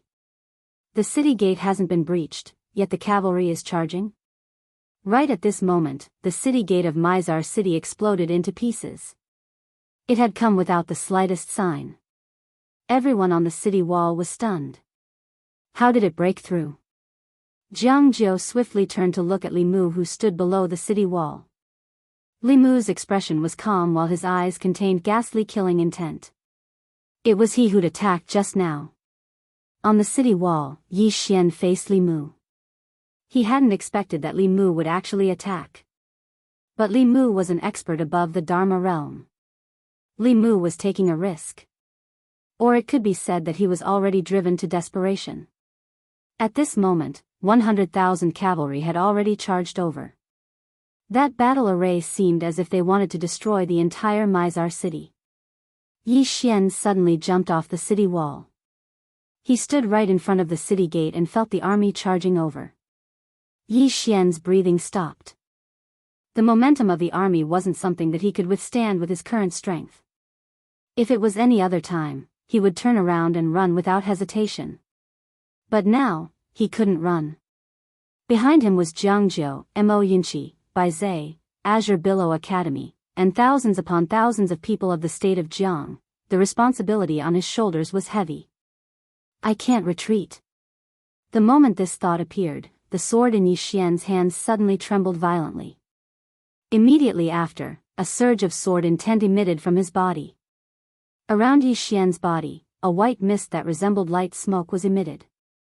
It wasn't white mist, it was similar to white mist. Sword intent materialized. Seeing this scene, Li Mu, who was far away, was already completely stunned. Sword intent materialized. Wasn't this something that only the Sword Emperor could achieve? Sword Emperor? What's wrong with this world? Li Mu's mind went blank once again, as if he had been struck by lightning. Sword Emperor? In fact, Yi Xian hadn't reached the Sword Emperor level yet. Sword intent materialized was a manifestation of the Sword Emperor, but it didn't mean that he was definitely the Sword Emperor. To become the Sword Emperor, one's state of mind, Sword Dao attainment, and understanding of the sword were all indispensable. But his current sword intent materialized had nothing to do with his realm or his Sword Dao attainment. This was the true nature of his sword intent, and it could be said that this was the uniqueness of his sword intent. Kindness sword intent. A kindness that could cross thousands of mountains and rivers. Kindness sword intent madly gathered around Yi Xian. The sword in his hand trembled violently, and waves of sword light rippled out. At this moment, his momentum had also reached an extremely terrifying level. Borrowing the momentum of the wind. Borrowing the momentum of the earth. At this moment, although Yi Xian was only at the Nether Passage realm, the momentum he emitted had already far surpassed the Nether Passage realm. No, it had even surpassed the Divine Unity realm, and was approaching the Myriad Dharma realm. The cavalry had already arrived in front of the city gate. Yi Xian raised his head and faced the front. He took a step forward, and without any fancy movements, he just stabbed with his sword. When the sword struck, the momentum and intent around him instantly swept out along the spirit elegant sword. It was so strong that it was like a volcano that had been accumulating for countless years suddenly erupting. Its power was enough to destroy the heavens and earth. Boom! The dozens of cavalrymen in front of Yi Xian were instantly pulverized by this sword strike. The sword intent, which carried a terrifying and unparalleled momentum, flooded the remaining cavalrymen like a torrential downpour. Wherever it passed, countless cavalrymen from the Chu kingdom fell to the ground. In less than a breath's time, hundreds of cavalrymen had fallen in front of Yi Xian. The ground was filled with broken limbs and fresh blood. The power of a single sword was so terrifying. Everyone in the surroundings was stunned. Was this something that a Nether Passage realm could do? Not to mention the others in the surroundings, even Yi Xian himself was stunned. Because he'd never imagined that his sword strike would actually be terrifying to such an extent. It should be said that he didn't expect his kind will sword intent to be so terrifying. Without thinking too much, he tapped the ground lightly with the tip of his foot and rushed out. A dozen or so Chu kingdom cavalry instantly fell to the ground. But very quickly, he retreated because the cavalry behind him was already charging at him. He couldn't kill them all. Yi Xian retreated to the city gate. The city gate was narrow and could only allow a dozen cavalry to enter at the same time. To him, this was undoubtedly very advantageous. Just as Yi Xian retreated to the city gate, dozens of cavalry charged at him. Yi Xian swung his sword and a wave of sword light swept across. Swoosh, dozens of cavalry fell from their horses in an instant. But in the next moment, dozens of cavalry stepped on countless corpses and rushed in front of Yi Xian. Yi Xian's eyes suddenly opened. Swoosh swoosh. Two rays of sword light shot out like lightning. Wherever they passed, dozens of Chu kingdom cavalry were instantly cut in half at the waist. Fresh blood splattered on the ground. But in the next moment, another group of Chu kingdom cavalry charged at him. At this time, Yi Xian bent his finger and pointed forward. Two flying swords shot out from his arms. Swift shadow. The two swords flew through the battlefield silently and as fast as lightning. Everywhere they passed, heads fell to the ground and blood splattered everywhere. In an instant, the two flying swords killed dozens of cavalry. The ground was littered with corpses. But in the next moment, countless more Chu kingdom cavalry charged in. The corner of Yi Xian's mouth curled into a sinister smile. His right foot pressed tightly against the ground. Endless power of the earth gathered towards his body. Activate the law of Tao. When the cavalry was still a few meters away from Yi Xian's right foot suddenly stomped on the ground and his entire body shot out like an arrow released from a bow. In front of Yi Xian, Qi, the leader of the Chu kingdom cavalry, was instantly beheaded. Immediately after, the cavalry behind him fell to the ground. When Yi Xian appeared outside the city gates, dozens of cavalry behind him had already fallen. Hundreds of corpses were piled up outside the city gates. The cavalry could no longer continue their charge. Yi Xian pointed his long sword diagonally to the ground. On the spirit elegant sword, fresh blood was slowly dripping down the blade. In front of Yi Xian, the group of cavalry had already stopped. In their eyes, there was fear.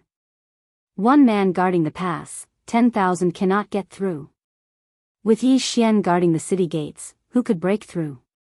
At this moment, a powerful force suddenly blasted against the city walls of Mizar City. In an instant, boom! The entire city walls of Mizar City collapsed. On the city walls, countless Jiang Kingdom soldiers fell to the ground. The city was breached. No, the city walls were breached. At this moment, there were no city walls in Mizar City. Below, Yi Xian suddenly raised his head and looked at Li Mu. The one who attacked was Li Mu. Li Mu stared at Yi Xian. Can't you block it? Continue to block it for me? Yi Xian's right hand tightly gripped the sword in his hand. His entire body was emitting a ruthless aura. However, this aura was destroyed by his goodwill sword intent. From afar, Li Mu's mouth was full of a sinister smile. Continue to block it. As his voice fell, he waved his right hand. In an instant, 100,000 cavalry charged forward. How terrifying was it when 100,000 cavalry charged forward together? The earth trembled. At this moment, Mizar City no longer had any barriers. P.S. I'm really sorry recently. I haven't had any time to write. Today, I used my phone to write 500 words in the car. My head is about to explode. I won't be naughty today. I'm really sorry. Also, I have a dream. I hope to become famous one day. If I become famous, I won't write anymore. I'll open a small shop, and live the rest of my life in peace. But the problem is, when the hell will I become famous? This kind of thing that can't become popular, when will it end? Chapter 169. How could he block it? Yi Xian gripped the spirit elegant sword tightly in his right hand. At this moment, he realized to his dismay that if an expert of Li Mu's level were to attack, he would not be able to resist at all. Although Li Mu did not attack him openly, the nature of the attack was the same. Mysterious woman? The first person he thought of was indeed the mysterious woman. Given the current situation, the mysterious woman could resolve it with a single sword strike. But on second thought, how could he rely on the mysterious woman for everything?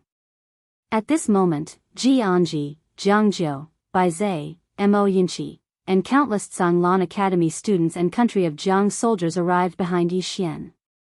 Looking at the countless Chu cavalrymen charging over from afar, Jianghu and the rest did not show any fear. Jianghu walked to Yi Xian and gently wiped the blood from the corner of Yi Xian's mouth. She said gently, "You've done your best." "Done my best." Yi Xian was stunned. The next moment, he smiled. "I've done my best." The future was unknown. All I had to do now was try my best. As for the outcome, there was no need to care too much. All I had to do is try my best. Yi Xian turned around to face the crowd. He said with a smile, "If we die here today, will you regret it?" Jianghu looked at Yi Xian and said softly, "You could have escaped and died here with us. Will you regret it?" Yi Xian shook his head. "No." Jianghu smiled. "I won't regret it either." "No regrets." Countless people roared in unison. "No regrets." Yi Xian laughed. "Although we were not born in the same year and month, we can die in the same year and month. But before we die, we have to drag someone down with us." With that, he pointed with his right hand. Chi! Two swords streaked across the battlefield. Dozens of feet away, the heads of over a dozen Chu cavalrymen fell to the ground, fight to the death. Behind Yi Xian, countless people roared in unison. Right at this moment, there was a sudden change in the battlefield. Nearby, Li Mu suddenly turned to look into the distance. There was a group of cavalrymen galloping over. There were tens of thousands of them. The leader was actually a woman. Tuo Yen, the king of Ning country. Li Mu was stunned. Where did the reinforcements come from? At this time, a Chu Empire cavalry general hurried over. Reporting. We have discovered a large number of Ning Empire cavalry on the right. They have come with ill intentions. Ning Kingdom's cavalry? Li Mu looked at the cavalry that was charging at him from afar. Soon, his expression changed. Because this group of cavalry was charging towards them. Li Mu said ferociously, "What's wrong with Ningguo? Kill." In the distance, Tuo Yen roared. The Ning Kingdom's cavalry behind him sped up and charged into the Chu Kingdom's cavalry. Because they were charging from the side, the Chu cavalrymen had no time to defend, and their formation was immediately broken. The nearby Jianghu and the others were stunned when they saw this scene. Ning country will send troops to help. They were obviously still a little confused because they didn't expect that the Ning Kingdom would send troops to help at this time. Yi Xian was the first to come back to his senses. He raised his sword and pointed it into the distance. Kill. With that, he had already rushed out. Behind Yi Xian, countless soldiers of the state of Jianghu and students of the Tsanglan Academy also rushed out. At this moment, it could be said that the great Chu cavalry was being attacked from two sides. In the distance, Li Mu's complexion changed. If this chapter is not finished, please continue to the next page. It was extremely unsightly because he didn't expect that the Ning Kingdom would send troops to help at this time.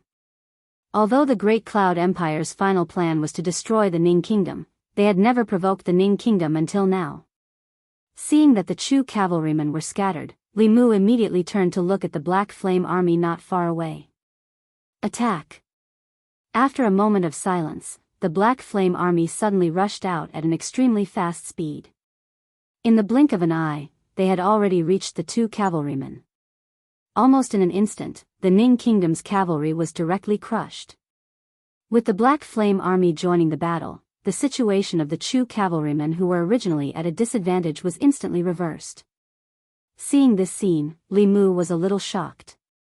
The Black Flame army was too terrifying. This kind of army could even survive in the divine Central Continent. Not to mention these ordinary soldiers, even the Tao soldiers of the Kuraki Academy might not be able to defeat this cavalry. In the distance, Tuo Yen clearly noticed this as well. She immediately turned to look at Yi Xian who was in the crowd not far away. Help me deal with the Black Flame army first. The Black Flame army. Upon hearing that, Yi Xian's figure trembled, and he directly went to Tuo Yan's horse. He did not stand on ceremony and directly wrapped his arms around Tuo Yan's soft waist. Tuo Yan frowned slightly, her eyes glinting coldly. Just as she was about to flare up, Yi Xian suddenly said, "I'm not taking advantage of you. Come, let's charge over." As he spoke, his left hand gently tightened around Tuo Yan's waist, and the two of them were even closer. Tuo Yen tilted her head and coldly sliced at Yi Xian. In the next moment, she turned her horse around and charged toward the Black Flame army not far away. The two of them were getting closer and closer to the Black Flame army. Yi Xian suddenly said, "Be careful of the Dark World assassins." As soon as he finished speaking, he disappeared from his horse. When he reappeared, he was already in front of the Black Flame army. He swung his sword. Hiss! A Black Flame cavalryman in front of Yi Xian was sent flying by a single swing of his sword. The cavalryman flew over 30 m away and only stopped after knocking another Black Flame cavalryman into the air.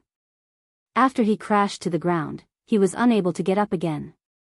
The Black Flame army was invincible in front of the ordinary soldiers of the Jiang Kingdom and Ning Kingdom. However, the Black Flame army was not invincible in front of Yi Xian. A sword master. A sword master would be able to do very well even in the Central Divine Continent, let alone in the land of Qingzhou. Especially a swordsman. A swordsman's combat strength was publicly acknowledged to be formidable. After Yi Xian sent a Black Flame soldier flying with a swing of his sword, a spear suddenly appeared behind him. There were no unnecessary movements in this spear. It was just an ordinary stab, but this stab was fast and powerful. Yi Xian turned around and stabbed with his sword, blocking the spear. At the same time, a swift shadow suddenly flew out and slashed at the black flame soldier in front of Yi Xian. However, when the swift shadow was about a dozen inches away from the cavalryman, a spear suddenly stabbed from the right. The spear was very fast and instantly stabbed the swift shadow sword. Bang! The swift shadow was instantly sent flying. At the same time, a spear had already arrived at the back of Yi Xian's head. Just as the spear was about to stab into the back of Yi Xian's head, a lightning bolt suddenly blasted the spear. Bang! The spear was sent flying. Tuo Yen appeared behind Yi Xian. At this time, the surrounding black flame soldiers had already surrounded Yi Xian and Tuo Yen. The black flame soldiers did not attack. Instead, they surrounded the two and ran quickly. They were so fast that Yi Xian and Tuo Yen could only see their afterimages. Yi Xian and Tuo Yen had their backs against each other.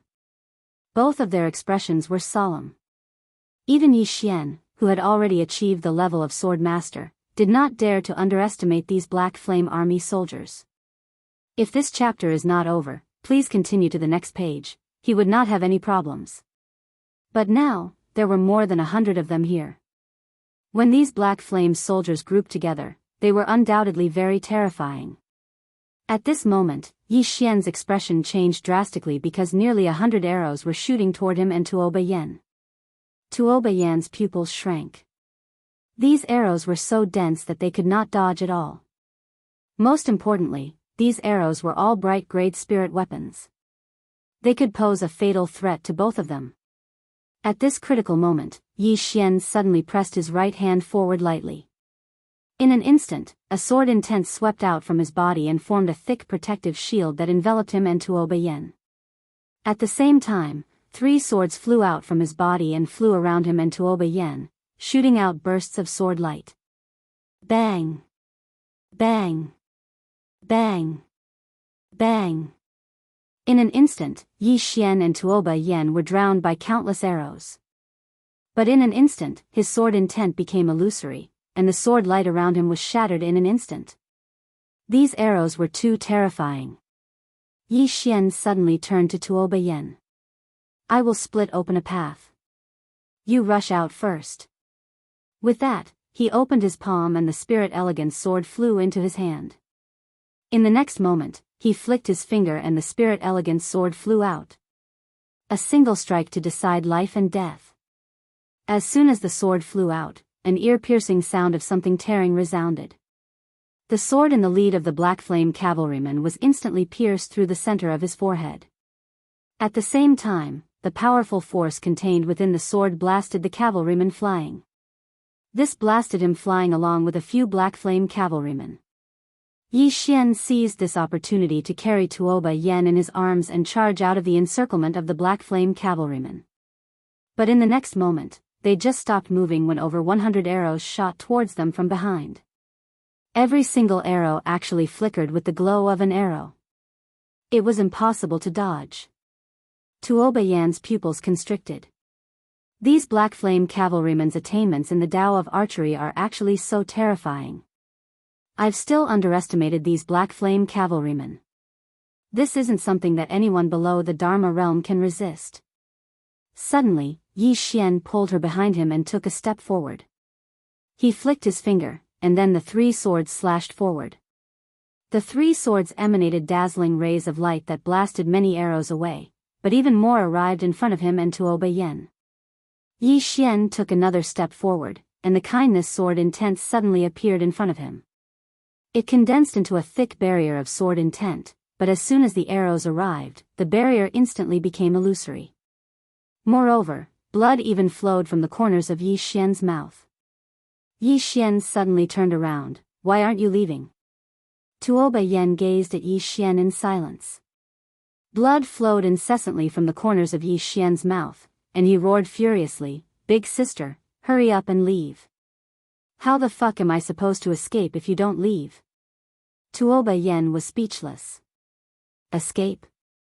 Meanwhile, Li Mu suddenly appeared in the sky above the Black Flame cavalryman.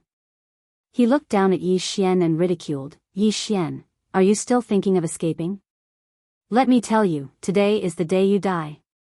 The entire Jiang country and Ning country will be buried with you." With that, he waved his hand, and the Black Flame cavalryman charged directly at Yi Xian and Tuoba Yen. Yi Xian turned to look at Tuoba Yen. "Can you give me a kiss before you die?" The corners of Tuoba Yan's mouth twitched, and she felt like hitting someone. Yi Xian suddenly leaned over and lightly tapped Tuoba Yan's lips. Tuoba Yan's body stiffened. Yi Xian immediately withdrew and leaned over to Tuoba Yan's ear, whispering, "Where did you buy the medicine you brought last time?" Tuoba Yen was speechless. End of this chapter.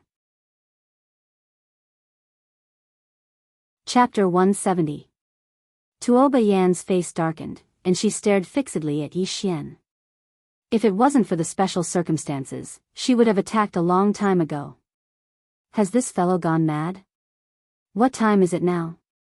Meanwhile, the group of Black Flame cavalrymen had arrived. Yi Xian suddenly turned around, grinned, and then pressed his palms together before pulling them apart. In an instant, a box appeared in front of him. In the next moment, 12 rays of golden light flashed, and then 12 golden figures instantly appeared in front of Yi Xian and Tuoba Yen. The 12 golden figures opened their eyes slowly, and then 12 rays of golden light instantly shot out from their eyes. Bang! Bang! Bang! Bang! Some of the Black Flame cavalrymen in the lead were blasted flying, and then 12 rays of golden light flashed again. Bang! Bang! Bang! Bang! As soon as the 12 golden figures charged forward, all the Black Flame cavalrymen were blasted flying. Li Mu was completely stunned by this scene. What the hell are those 12 golden figures? Why are they so terrifying? Meanwhile, Yi Xian's heart was bleeding because the 12 golden figures had instantly devoured over 1,000,000 supreme-grade spirit stones from him. All the supreme-grade spirit stones he'd saved up had vanished in an instant. I have to earn them back. Yi Xian took a deep breath. He pointed the exquisite sword at Li Mu, who was not far away, and grinned hideously. Watch carefully. As soon as he finished speaking, he loosened his grip, and spirit grace shot forward. The heads of over 10 cavalrymen instantly flew into the air. In the blink of an eye, spirit grace slashed horizontally towards the left, and blood sprayed as another 10+ cavalrymen were chopped into two at the waist. This wasn't the end of it. Yi Xian spread his hands apart, and 2 phantom swords suddenly flew out. A few dozen cavalrymen instantly fell to the ground over 30 m away from him, and blood flowed from the center of their brows. A slaughter. At this moment, the cavalrymen around Yi Xian retreated explosively, and their eyes were filled with terror as they gazed at Yi Xian. Yi Xian looked up at Li Mu and grinned, "Is it nice?" As soon as he finished speaking, he pressed his fingers together and slashed towards the right. Hiss! A ray of sword light slashed horizontally towards something that was over 60 m away. Chi! The foreheads of more than 10 Chu soldiers were instantly pierced through. Fresh blood splattered on the ground. In the air, Li Mu stared fixedly at, "If this chapter is not finished, please turn the page." Looking at Yi Xian, his right hand clenched tightly. Yi Xian opened his right hand and the spirit elegance sword returned to his hand. He looked into the distance. At this moment, the Black Flame cavalry had already calmed down. They had joined forces to surround the 12 golden men, but they couldn't do anything to them. Today, the defense of the 12 golden men was simply too abnormal. For a time, the two sides formed a mutual restraint. Without the restraint of the Black Flame cavalrymen, Yi Xian was freed. Massacre. In a short period of less than an eighth of an hour, some of the high-ranking generals of the Chu Kingdom's cavalry had been completely annihilated. The entire Chu people's heart was in chaos. At this moment, a loud and clear horn suddenly sounded from the distant horizon. When they heard the sound of the horn, the Black Flame cavalrymen stopped and started to retreat. Retreat. Seeing this, Li Mu's expression changed drastically. He suddenly turned to look at the horizon. Hold on. When the horn stopped, the black flame cavalryman stopped as well. Li Mu turned to stare fixedly at Yi Xian as a violent aura radiated from his body. Yi Xian walked up to Li Mu and smiled. You want to do it yourself? Why don't you try? Li Mu stared at Yi Xian for a long time. In the end, he grinned. If I don't kill you, I won't be able to rest easy. My Kuraki Academy won't be able to rest easy. With that, he slammed his palm down at Yi Xian. Seeing that Li Mu was really going to attack, Yi Xian's expression changed drastically. At this moment, Tuoba Yen, who had been silent all this while, suddenly appeared in front of him. Tuoba Yen suddenly pulled his hands together. In an instant, a black lightning shield emitting lightning appeared in front of him and Yi Xian. Boom! The shield in front of Tuoba Yen shattered. In the next moment, Tuoba Yen and Yi Xian were instantly blasted hundreds of meters away. In the end, both of them crashed heavily onto the ground, and the ground in an area of hundreds of meters cracked in an instant. On the ground, blood flowed from the corners of Yi Xian's mouth. At this moment, he felt like his entire body had shattered. As if he had thought of something, he hurriedly stood up and embraced Tuoba Yen. Blood flowed incessantly from Tuoba Yen's mouth, and it wasn't just his mouth, even his 7 apertures were bleeding. Yi Xian's mind went blank. Tuoba Yen, this chapter is not over. Please continue to the next page. Looking at Yi Xian, she seemed like she wanted to say something, but as soon as she opened her mouth, blood gushed out incessantly. Hugging Tuoba Yen tightly, Yi Xian gently wiped the corner of Tuoba Yen's mouth with his trembling right hand and said in a trembling voice, Why are you so stupid? That's an expert above the myriad Dharma realm. Tuoba Yen looked at Yi Xian. Blood was still flowing from her mouth, and the front of her chest was already dyed red. At the same time, her aura was also growing weaker and weaker. How terrifying was a strike from an expert above the myriad Dharma realm. Yi Xian hugged Tuoba Yen tightly, his body trembling incessantly. Looking at Yi Xian in such pain, a complicated look gradually appeared in Tuoba Yen's eyes. She slowly raised her left hand as if to touch Yi Xian's face, but just as she raised it, it fell back down again. At this moment, Jianghu, Mo Yunqi, and the others also came over. Looking at Yi Xian and Tuoba Yen on the ground, Jianghu and the others were stunned. In the distance, Li Mu did not choose to continue after making his move. Instead, he looked around warily. He would never be able to forget the sword Immortal dressed in a plain dress. When he made his move earlier, he was already prepared to die. But now, after making his move, he panicked a little. However, he discovered that after he made his move, the sword Immortal did not appear. Even after half an hour, the sword Immortal still did not appear. At this moment, Li Mu's body suddenly relaxed, and then he laughed maniacally. She didn't appear. She didn't appear. Saying that, he looked at Yi Xian in the distance with a crazed expression. So you've been faking it all along. Your master won't appear at all. You deceived me so badly. At this moment, Yi Xian gently placed Tuoba Yen on the ground and wiped the blood from the corner of Tuoba Yen's mouth. I'm sorry. Saying that, he slowly stood up and walked toward Li Mu who was nearby. On the ground, Tuoba Yen stretched out her hand, but just as she raised it, it fell back down again. Then, her eyes slowly closed. Yi Xian slowly walked toward Li Mu. He clenched his fists tightly and his expression was surprisingly calm. Li Mu grinned hideously. Want to kill me? Yi Xian slowly placed his right hand on his chest. After killing this person, I'll search for the second Tao law and release you out of the pagoda. After a moment of silence, Yi Xian's body suddenly trembled violently. The next moment, he opened his eyes abruptly. There were 2 eyeballs in his eyes. 2 dark blue eyeballs. End of this chapter. Chapter 171. The moment Yi Xian opened his eyes, his aura suddenly soared. In an instant, it was no weaker than Li Mu's aura. Feeling the aura on Yi Xian's body, Li Mu was stunned. His eyes were filled with disbelief.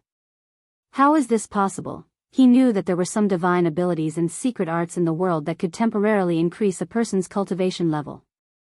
However, he had never seen anyone who could increase his cultivation level in an instant. From the Nether Passage realm to his level, this was a jump of 3 realms. This was simply impossible. But at this moment, Yi Xian really did it. On this day, Yi Xian had given him too many surprises. No, it was a shock. This time, he was really shocked. Not far away, Yi Xian slowly walked towards Li Mu. With every step he took, the entire ground would tremble violently. At the same time, the aura around his body was still rising, becoming stronger and stronger, as if there was no end. Li Mu suddenly grinned. Above the Dharma realm? Impossible, I think you're just playing tricks. As his voice fell, he took a step forward and pointed at Yi Xian. As soon as he pointed, the space in front of Yi Xian suddenly shook violently. In the next moment, an illusory giant finger suddenly appeared in front of Yi Xian. The giant finger contained a powerful force that instantly caused the space in front of Yi Xian to distort. At this time, Yi Xian's right hand suddenly bent inward, forming a claw. In the next moment, he clawed forward. Bang! In an instant, the giant finger in front of Yi Xian instantly shattered. Li Mu's pupils shrank, and he lost his voice. How is this possible? No, this is absolutely impossible. You can't reach above the Dharma realm. At this time, Yi Xian smiled coldly. This smile did not look like a human smile, and the surrounding soldiers felt their hair stand on end. Yi Xian suddenly took a step forward, and with this step, he disappeared on the spot. This was no longer speed, but teleportation. Li Mu's expression changed drastically when he saw Yi Xian vanish. He took a step forward and smashed his fist forward, and this punch directly caused the space before him to tremble violently. The 10,000 laws realm could distort all things to a certain extent. Above the 10,000 laws realm, one could borrow the power of all things to a certain extent. At this moment, he borrowed the power of space and the unique properties of space to strengthen his own strength. This realm was known as the spell manipulation realm. Imperial laws, imperial laws, imperial laws, imperial laws. Li Mu's punch was not a simple one. It could be said that it could directly destroy a city. However, this punch was caught by Yi Xian's claw. Caught it. Seeing his fist being caught by Yi Xian's claw, Li Mu was stunned. At this moment, the power in his fist was also exploding, but it was forcibly blocked by Yi Xian's claw. Yi Xian suddenly clenched Li Mu's fist and twisted it. Crack! Li Mu's entire arm instantly shattered, and blood splattered. Li Mu was shocked and was about to retreat, but at this moment, Yi Xian suddenly pressed forward. Before Li Mu could react, Yi Xian's hand had grabbed Li Mu's throat. In the blink of an eye, Yi Xian had already grabbed Li Mu's throat and appeared hundreds of feet away. As soon as they stopped, Yi Xian grabbed Li Mu's throat and pulled him down. This chapter is not finished, please continue to the next page. The ground suddenly smashed. Bang! The ground shattered, and Li Mu's head directly sank into the ground. Yi Xian stepped towards Li Mu's head. Bang! Li Mu's head sunk even deeper, and his body and feet trembled violently on the ground. Yi Xian looked coldly at Li Mu on the ground. In the next moment, he grabbed Li Mu's 2 legs and suddenly tore them apart. Crack! In an instant, Li Mu was directly torn into 2 halves. Seeing this scene, everyone present instantly felt their hair stand on end. A Dharma defensive realm expert was killed by Yi Xian just like that? Not far away, Yi Xian turned his head and looked around. The soldiers around him all retreated quickly, and some of them were so scared that their legs turned to jelly, and they couldn't even walk. Yi Xian suddenly raised his head and looked towards the horizon, and there was a trace of greed in his eyes. Freedom. It had been a long time since he had obtained freedom. Gradually, he slowly closed his eyes. After an unknown period of time, he suddenly turned his head and looked at the group of black flame cavalrymen not far away. In the next moment, he swung his claw. Bang! In the distance, the group of black flame cavalrymen instantly fell to the ground, and in an instant, blood flowed out from their armor.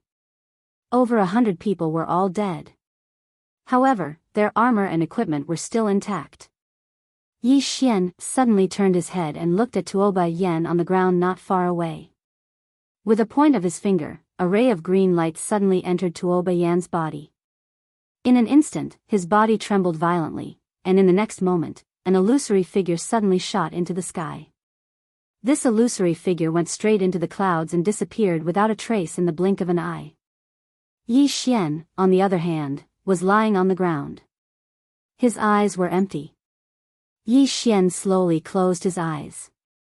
The great god from the second floor had left. He had left with his Tao Law. However, he would return, because the Tao Law could only let him go out for a short period of time.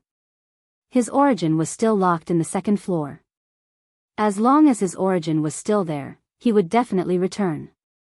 However, he was still a little worried. Based on the great god's possession, this second floor god was really not a kind person. Not only was he not a kind person, but he was also a crazy and perverted fellow. This was because at a certain moment, he had already sensed the other party's killing intent towards him. Although he did not make a move in the end, it was definitely because of the mysterious woman and the world prison pagoda. Otherwise, he would probably have died a few hundred times. This fellow would definitely cause a big trouble if he went out. Yi Xian shook his head and stopped thinking about the great god from the second floor who had already disappeared. He slowly got up. At this moment, Jianghu hurriedly walked in front of him and supported him. Yi Xian said softly, "Go and chase after the remnants of the Chu Kingdom's army. Leave this to me." When the Black Flame cavalry was completely annihilated, the Chu Kingdom's cavalry had already begun to flee.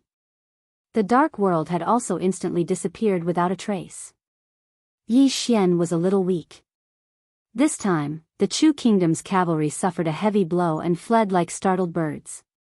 To our Jiang Kingdom, this is undoubtedly a once-in-a-lifetime opportunity. If we don't seize the opportunity to chase after them and annihilate their main force, we'll be in trouble when they regroup. Don't lose this opportunity. Go, I'll be fine. Jianghu nodded. Be careful. With that, she turned and left. Before long, Jianghu gathered all the soldiers who were still capable of fighting and chased after Tuoba Yen. Yi Xian walked slowly to Tuoba Yen. This chapter is not over. Please continue to the next page. Although Tuoba Yen looked very miserable at this moment, his aura was still present. This was the reason why he gave the Tao Law to the great god from the second floor. He had to save Tuoba Yen. Then, he would give the Tao Law to him and let him leave. If he didn't agree, the great god from the second floor would never leave the world prison pagoda because the Tao Law could suppress him and prevent him from leaving the pagoda. On the other hand, giving the Tao Law to the great god from the second floor was more dangerous for him. If that fellow didn't return and couldn't bring back the Tao Law, then he would definitely be beaten up by the mysterious woman. Yi Xian stopped thinking about the great god from the second floor who had disappeared to God knows where. He squatted down slowly before Tuoba Yen and looked at the woman before him with rather complicated feelings in his heart. If Tuoba Yen hadn't utilized that lightning shield earlier, he might have been killed by Li Mu with a single strike. Li Mu. Kuraki Academy. Yi Xian clenched his right hand tightly. He'd underestimated Kuraki Academy's determination. The stronger the strength he displayed, the more Kuraki Academy would think of ways to kill him. The conflict between him and Kuraki Academy would never rest until one side was dead. Meanwhile, Tuoba Yan's right hand trembled slightly, and Yi Xian hurriedly carried her. Tuoba Yen slowly opened her eyes, and she was instantly stunned when she saw Yi Xian. "You're dead as well?" Yi Xian nodded. "Yes, I'm here to accompany you." Tuoba Yen was stunned, and then she said, "Why are you so silly? You..." At this point, she suddenly turned around and looked at Yi Xian with rage in her beautiful eyes. Do you want to die? Yi Xian chuckled. It feels good to joke with you. Tuo Yen glanced at Yi Xian. Why am I not dead? Yi Xian said, a senior acted. As he spoke, he paused for a moment and asked, why did you stand in front of me just now? You could have died. Tuo Yen spoke indifferently, if I knew I would die, I wouldn't have done that. Hearing this, Yi Xian's body stiffened. In an instant, his heart was filled with mixed feelings, disappointment, self-mockery. After a moment, he smiled awkwardly. Oh, Tuo Yen glanced at Yi Xian. She struggled free of Yi Xian's hand and stood up with difficulty. After that, she walked away expressionlessly. It didn't take long for Tuo Yen to leave with the remaining Ning Kingdom cavalry. At this moment, Mo Yinshi suddenly limped over to Yi Xian, and he lightly nudged the dazed Yi Xian with his right hand. Bandit Yi, are you really stupid or are you pretending to be stupid? Yi Xian looked at Mo Yinshi with a puzzled expression. Mo Yinshi shook his head. Bandit Yi, they came all the way here to help. Who is it for?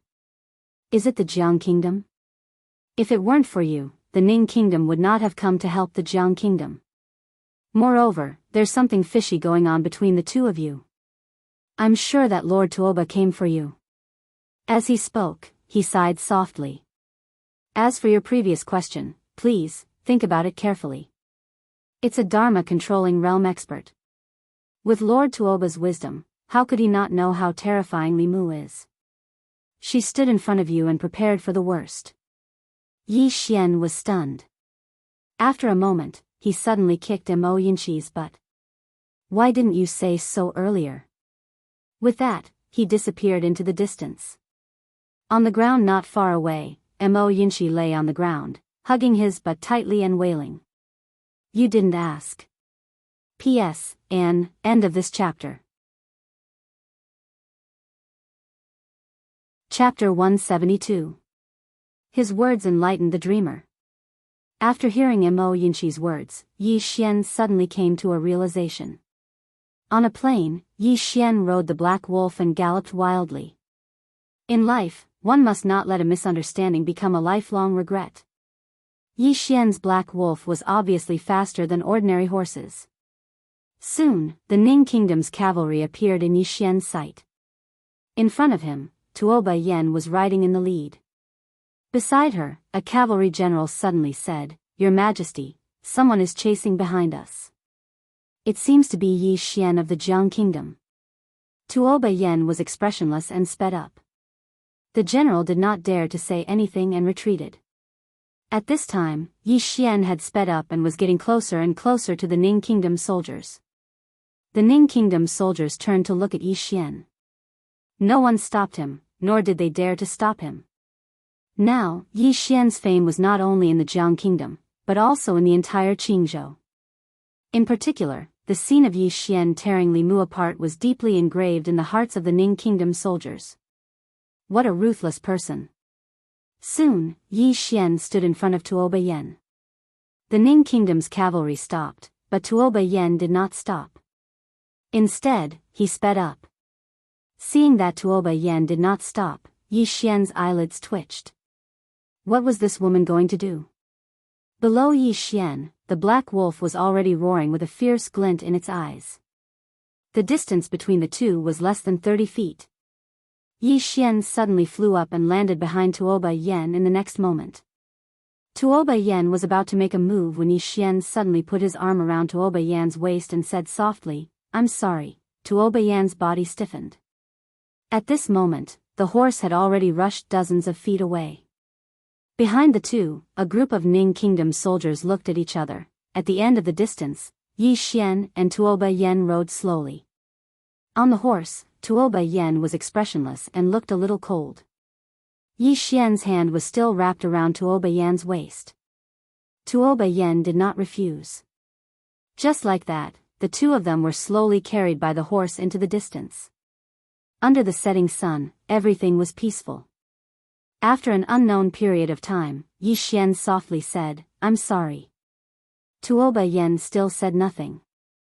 Yi Xian lightly tapped the ground with his feet and soared into the air before landing steadily in front of Tuoba Yen. The two of them sat opposite each other. Tuoba Yen looked at Yi Xian and said nothing. Yi Xian smiled bitterly because he really didn't know how to coax a woman.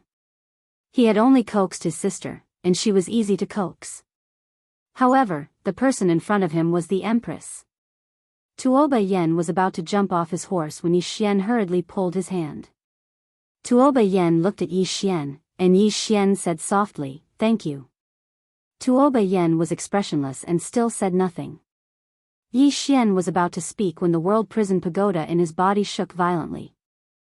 Yi Xian's head instantly suffered a heavy blow, and he fell straight onto the horse. On the ground, Yi Xian's body kept twitching. Tuoba Yen turned to leave, but after a few steps, she suddenly stopped and turned to look at Yi Xian. At this moment, she frowned and quickly walked in front of Yi Xian. At this moment, blood was slowly flowing out of Yi Xian's 7 orifices. Tuoba Yan's face darkened. She squatted in front of Yi Xian and seemed to think of something. She hurriedly took out a golden sore pill and fed it to Yi Xian, but it didn't have any effect. Tuoba Yen took out another golden sore pill. Yi Xian suddenly shook his head and said with a trembling voice, "No, no need. BB backlash. Just rest for a while." Tuoba Yen looked at Yi Xian's twisted features and said nothing. Backlash. In fact, Yi Xian knew that it wasn't just backlash. After the Dao Law left the World Prison Pagoda, the World Prison Pagoda became unstable.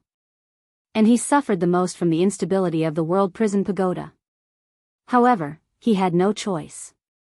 If he didn't let the god on the second floor out for a stroll, the god on the second floor would definitely not help him fight, much less save him. Endure it. But this was really 2F** king painful. It wasn't just physical pain, but also mental pain. At this moment, he felt like his head was about to explode. That feeling couldn't be described with words. He could only endure it. Just like that, after an unknown period of time, the sky darkened and a bright moon slowly rose. Moonlight poured down, covering the earth with a thin veil. Under the night sky, Yi Xian's right hand trembled slightly. Gradually, he regained consciousness. His first feeling was softness. His lower body was so soft. Soon, Yi Xian discovered that he was lying in Tuoba Yan's arms. Sensing Yi Xian's abnormality, Tuoba Yan looked down at Yi Xian. Yi Xian grinned. "It's good to be alive." With that said, he burrowed his head into Tuoba Yan's arms. It was very soft. Although there was a bloody smell, there was a faint body fragrance mixed with the smell of blood. Tuoba Yan's body trembled slightly. In the next moment, she pushed Yi Xian away, got up, and left. Yi Xian quickly stood up and walked to Tuoba Yan. Then, he took out a small wooden figurine and handed it to Tuoba Yan. The wooden figurine was 90% similar to Tuoba Yan's. Yi Xian smiled. "I carved it." Tuoba Yan glanced at the wooden figurine and said nothing. Yi Xian stuffed the wooden figurine into Tuoba Yan's hand. Then, he turned and walked toward the Ning Kingdom cavalry 1,000 feet away. Tuoba Yan looked at the wooden figurine in his hand and said nothing. Yi Xian came to a group of Ning Kingdom cavalry. Most of these Ning Kingdom cavalry were injured. Yi Xian bowed deeply to the cavalry. The Ning Kingdom cavalry looked puzzled. Yi Xian said, "On behalf of all the people and soldiers of the state of Jianghu, I thank you for your support from thousands of miles away. I, Yi Xian, and the state of Jianghu will remember this kindness." As he spoke, he took out a storage ring. "There are 200 million gold coins in this storage ring. Consider it my treat to everyone." With that said, he pointed his finger and the storage ring flew to Tuoba Yan not far away. Tuoba Yan looked at the storage ring in front of him in a daze. 200 million gold coins. This was not a small number. In the distance, countless Ning Kingdom cavalry suddenly cheered. "State warrior Yi is righteous. State warrior Yi is righteous." In an instant, these Ning Kingdom soldiers' favorable impression of Yi Xian skyrocketed. No matter how many words of gratitude they said, it was better to do something practical. If these 200 million gold coins were distributed like this, these Ning Kingdom cavalry would get at least a year's worth of military pay. How could they not be excited? After Yi Xian gave out the storage ring, he cupped his fists to the Ning Kingdom soldiers in the field. Everyone, see you later. With that said, he leaped and flew to the back of the black wolf not far away. Soon, he disappeared into the distant night. In the night, Tuoba Yen tightly held the wooden figurine and storage ring in his hand. Yi Xian returned to Kaiyang City. On the ground, there were corpses and blood everywhere. Some belonged to the Chu Kingdom cavalry, and some belonged to the Jiang Kingdom soldiers. At first glance, it was a shocking sight. War had always been cruel. Not far away, Mo Yinshi walked to Yi Xian and pointed to some corpses not far away. They are all from Azure Billow Academy. I counted, 11 people died. 11 people. Yi Xian walked to the dozen corpses. Looking at them, Yi Xian remained silent for a long time. A moment later, Yi Xian said softly, "Bring them back to the academy and bury them in the cemetery of heroes. Every year on this day, all the students and teachers will pay their respects. Their loved ones will be worry-free for the rest of their lives. Old Mo, you will be responsible for this." Mo Yinshi nodded. "Don't worry, I will do it well." Yi Xian bowed deeply to the dozen corpses. "I am proud of all of you. Azure Billow Academy will also be proud of all of you." Mo Yinshi's eyes instantly became moist. No one wanted people to die, but people were going to die in war. Yi Xian lightly patted Mo Yinshi's shoulder. Then, he walked to a place not far away. Not far away, there was a group of horses gathered. They were the Black Flame horses. These horses did not leave but were guarding the fallen Black Flame cavalrymen. On the ground, there were over 100 Black Flame cavalrymen lying on the ground. Over 100 sets of top-notch equipment. The reason why these Black Flame cavalrymen were so powerful, other than their individual strength, it was also because of their equipment. These equipment were all bright rank. Even if the country of Jiang exhausted all of its resources, it still wouldn't be able to afford it. It was too precious. Yi Xian kept the equipment on the ground. Not only did he want Azure Billow Academy to be equipped with the best equipment, he also wanted to create a cavalry.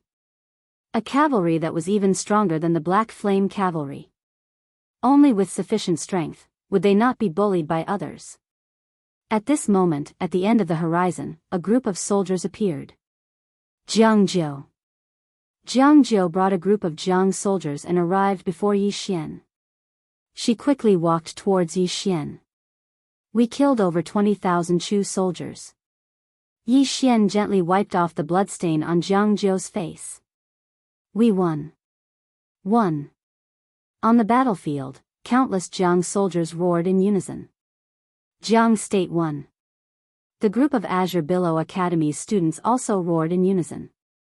After this battle, these students had undergone some transformations. 1 hour later, before the shattered walls of Mizar City, there were countless corpses lying below the walls. There were at least 20,000 of them. All of them were the corpses of Jiang State soldiers. Some of them were intact, some were damaged, and some were very old, and some were very young. Yi Xian and the others stood before the corpses, and the atmosphere was very heavy. After an unknown period of time, Yi Xian suddenly said, "Bow." Everyone present bowed deeply, including Yi Xian. These soldiers who sacrificed themselves for the country deserved to be bowed by everyone in Jiang State. Yi Xian turned to face everyone before him. "Remember, the greatest people of Jiang State are buried here.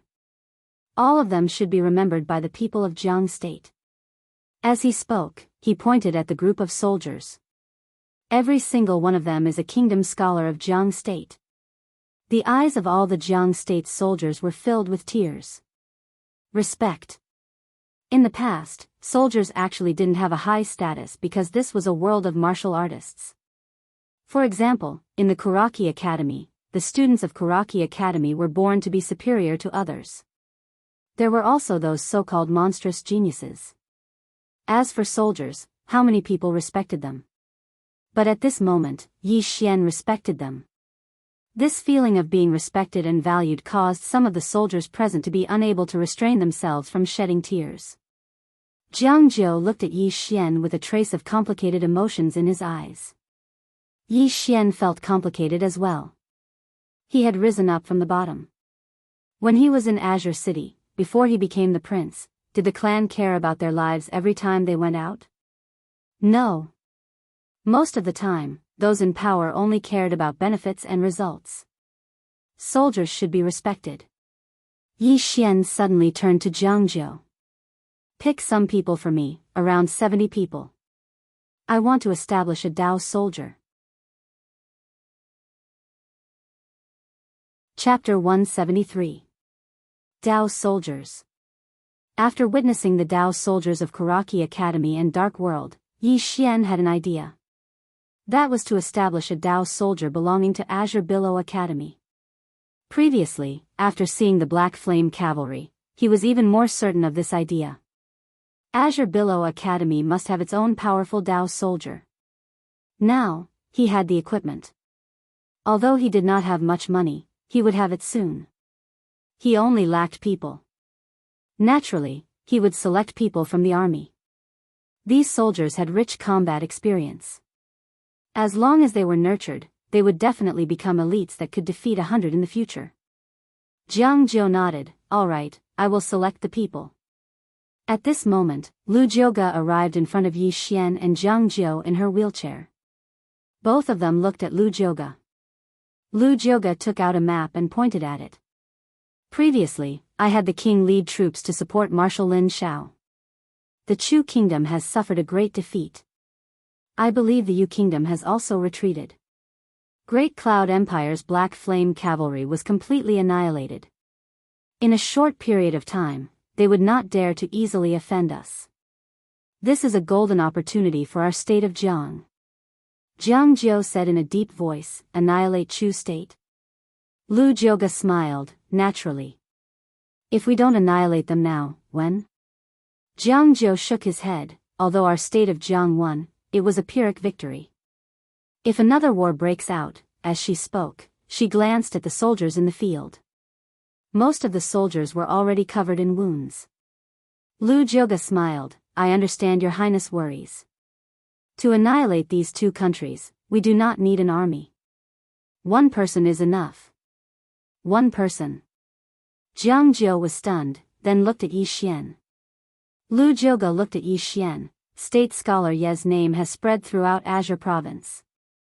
From today onwards, the experts of Myriad Law Realm and above will not dare to make a move. State scholar Yi should grasp such a good opportunity. Yi Xian shook his head, I alone cannot annihilate two countries. Lu Jioga raised the corner of his mouth and did not speak. At this moment, Yi Xian suddenly said, I understand. After speaking, he looked at Jianghu and the other two, the three of you bring the students back to Azure Biyao Academy. The three of you will be responsible for the academy's affairs. Mo Yinchi smiled bitterly. Bandit Yi, we've just finished fighting. Let's take a break. Yi Xian walked to the front of Mo Yinchi and extended his right hand. There are dozens of people from Tsanglan Academy. Are you going to support them? The corner of Mo Yinchi's mouth twitched. He took a step back. Fine, pretend I didn't say anything. Yi Xian kicked Mo Yinchi, get lost. Mo Yinchi snickered, turned around, and ran. Jianghu walked in front of Yi Xian. Be careful. After saying that, she turned around and left. However, she didn't take 2 steps before she suddenly returned to Yi Xian.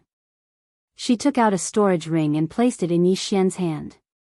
Then, she turned around and left. This time, she didn't look back. Yi Xian took a look at the storage ring, and when he saw what was inside, he was stunned. Mantu. Steamed bun. Chicken drumstick. The storage ring was filled with these 3 items.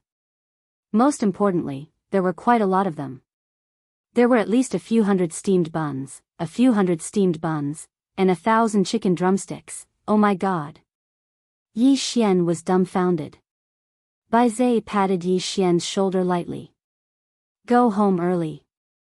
After saying that, he turned around and left. The Zhanglan Academy students came to Yi Xian. Everyone bowed in unison. Take care, Dean. After saying that, everyone turned around and left. However, there was one person who stayed behind. Yi Xan. Yi Xan walked in front of Yi Xian. She lowered her head slightly, but soon, she plucked up her courage and looked at Yi Xian. I just killed 41 people. I killed the most. After saying that, she clenched her two small hands tightly. There was some excitement in her eyes. Yi Xian smiled. Impressive. After saying that, he opened his palm. A supreme-grade spiritual weapon appeared in front of Yi Xian. This is your reward. Yi Xian was stunned. Yi Xian smiled. You don't like it? Yi Xian hurriedly took that supreme-grade spiritual weapon. This supreme-grade spiritual weapon was a dagger. It was very small and exquisite. It was the most suitable weapon for Yi Xian. Yi Xian was obviously very fond of it. She caressed it again and again. Yi Xian said softly, after going back, cultivate well.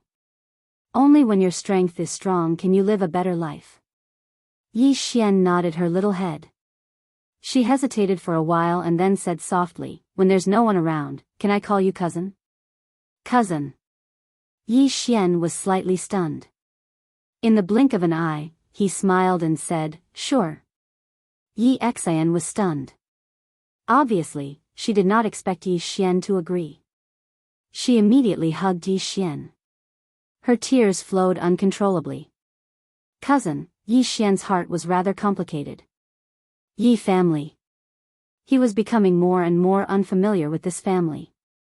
After a while, Yi Xian and the Zhanglan Academy students had already left. Yi Xian did not linger. After bidding farewell to Jianghu, he also left. After watching Yi Xian completely disappear in the distance, Jianghu withdrew his gaze. Beside Jianghu, Lu Jioga suddenly said, he's very outstanding. Jianghu looked at Lu Jioga. Lu Jioga smiled slightly. Your Highness, he's growing very quickly. In another year, he might have already gone to the divine central continent. At that time, will your Highness be able to keep up with his footsteps? Jianghu said softly, what are you trying to say, State Preceptor Lu? Lu Jioga said softly, your Highness is a smart man. You should know what I mean. Jianghu was silent. At this moment, Lu Jioga suddenly took out a thick black book. The military manual contains 72 battle strategies of my school. It also has the effect of evolving the battlefield. With a single thought, the battle situation can automatically evolve in your mind. Countless endings can be imagined in your mind. In addition, there is also the military school's supreme cultivation method, military tactics. In addition, there are also martial arts techniques. As she spoke, she looked at Lu Jioga. If you agree to my school's successor outside the city, from this moment on, I will be your Dao protector. Dao protector. Jianghu frowned slightly. Military school? Lu Jioga smiled. Military school. Only by joining my school will you be able to lead Dao soldiers, immortal soldiers, and even legendary soul soldiers, or even existences above them. Jianghu looked deeply at Lu Jioga. Who exactly are you? Lu Jioga lightly tapped her legs with both hands. A cripple. Come with me. With that, she turned and left. Jianghu was silent for a moment, then followed. The news of the battle at Mizar City quickly spread throughout the Azure Province. The entire Azure Province was shocked. The Black Flame Army was completely annihilated. When they received this news, countless people were shocked. This was the Black Flame Army. The most powerful cavalry in the entire Azure Province. And then it was all gone. Yi Xian. Yi Xian's name spread like the plague, quickly spreading throughout the Azure province. Of course, there was another reason why Yi Xian's name spread so quickly. It was because Yi Xian was now the sword master. A sword master who was not even 20 years old. Not to mention in the Azure province, even in a place like the divine central continent, he would be considered a top monster. As Yi Xian's fame rose, some matters of the past were also dug up. For example, Yi Xian's expulsion from Kuraki College. Now, Kuraki College in the entire Azure province had become a laughing stock. As for the protagonist, Yi Xian had arrived at the imperial capital of Chu. At this moment, the people of Chu were in a state of panic. The 100,000 cavalrymen of Chu were defeated, and less than 30,000 returned. After suffering such a heavy blow, Chu no longer had any confidence. Especially now that Kuraki College and the Great Cloud Empire seemed to have disappeared. Without the backing of Kuraki College, Dark World, and the Great Cloud Empire, could Chu resist Jiang? Would the kingdom of Jiang give up? The entire Chu was in a panic. In the imperial palace of Chu, the monarch of Chu sat on the dragon throne in the main hall. Below him were the ministers of Chu. The monarch of Chu had a cold expression. What? Are you all mute? Below him, no one spoke. The monarch of Chu suddenly stood up and said angrily, "You are all good-for-nothings. Is Jiang Guizhou so terrifying?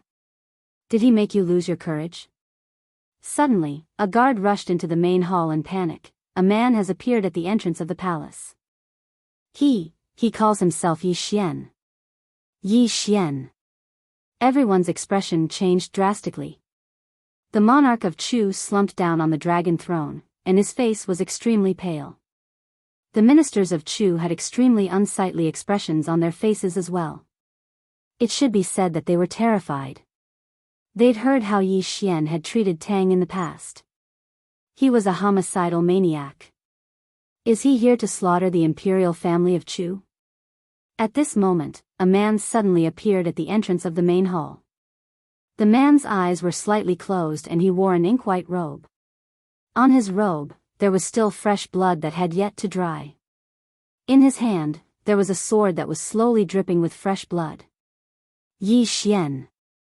After Yi Xian arrived in Chu, he directly headed for the imperial palace. Along the way, he killed many people. When the soldiers of Chu learned of his name, they didn't dare to block his path. Hence, his journey from the outside of the palace to the main hall could be considered as smooth sailing. Seeing Yi Xian, the ministers retreated one after another. Their eyes were filled with fear.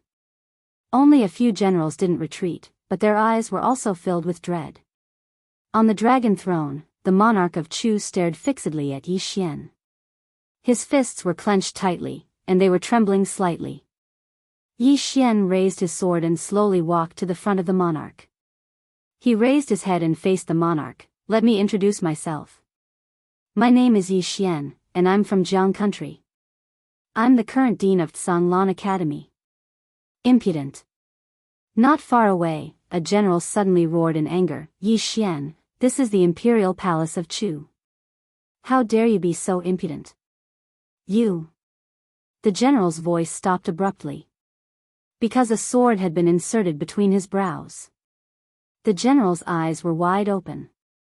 Fresh blood slowly flowed out from between his brows, and in an instant, his face was dyed red. Subsequently, his entire body fell to the ground. Everyone present was stunned. Yi Xian opened his right hand, and the sword suddenly flew out from between the general's brows. When it reappeared, it was already in Yi Xian's palm. Yi Xian shook his head. "I respect your backbone and courage. But, it's time for me to speak. Please give me some face. Otherwise, I'll make all of you speechless for the rest of your lives." After he finished speaking, he slowly walked towards the monarch of Chu. At this moment, an old man appeared behind the monarch. A Dharma realm expert. Yi Xian pointed the spirit elegant sword at the Dharma realm expert. "If you don't want Chu country to perish, then get lost." The old man stared fixedly at Yi Xian, and his eyes were filled with dread. This was because the cause of Li Mu's death had spread throughout the entire Qingzhou. Yi Xian walked in front of the monarch of Chu. Just as the monarch was about to speak, Yi Xian suddenly slashed out with his sword. The monarch of Chu's eyes widened, and he stared fixedly at Yi Xian. Yi Xian grabbed the monarch of Chu's hair with his left hand, and with a light lift, the monarch's head was lifted up. Yi Xian kicked the monarch of Chu's corpse away. He sat on the dragon throne, and he placed the bloody head on the table in front of him. Now, let's talk about the compensation, especially the compensation for my mental distress. This is a big issue, and we need to discuss it properly. Everyone, P.S. Don't go away. Chapter 174. The hall was deathly silent, and it was deathly still. Dead.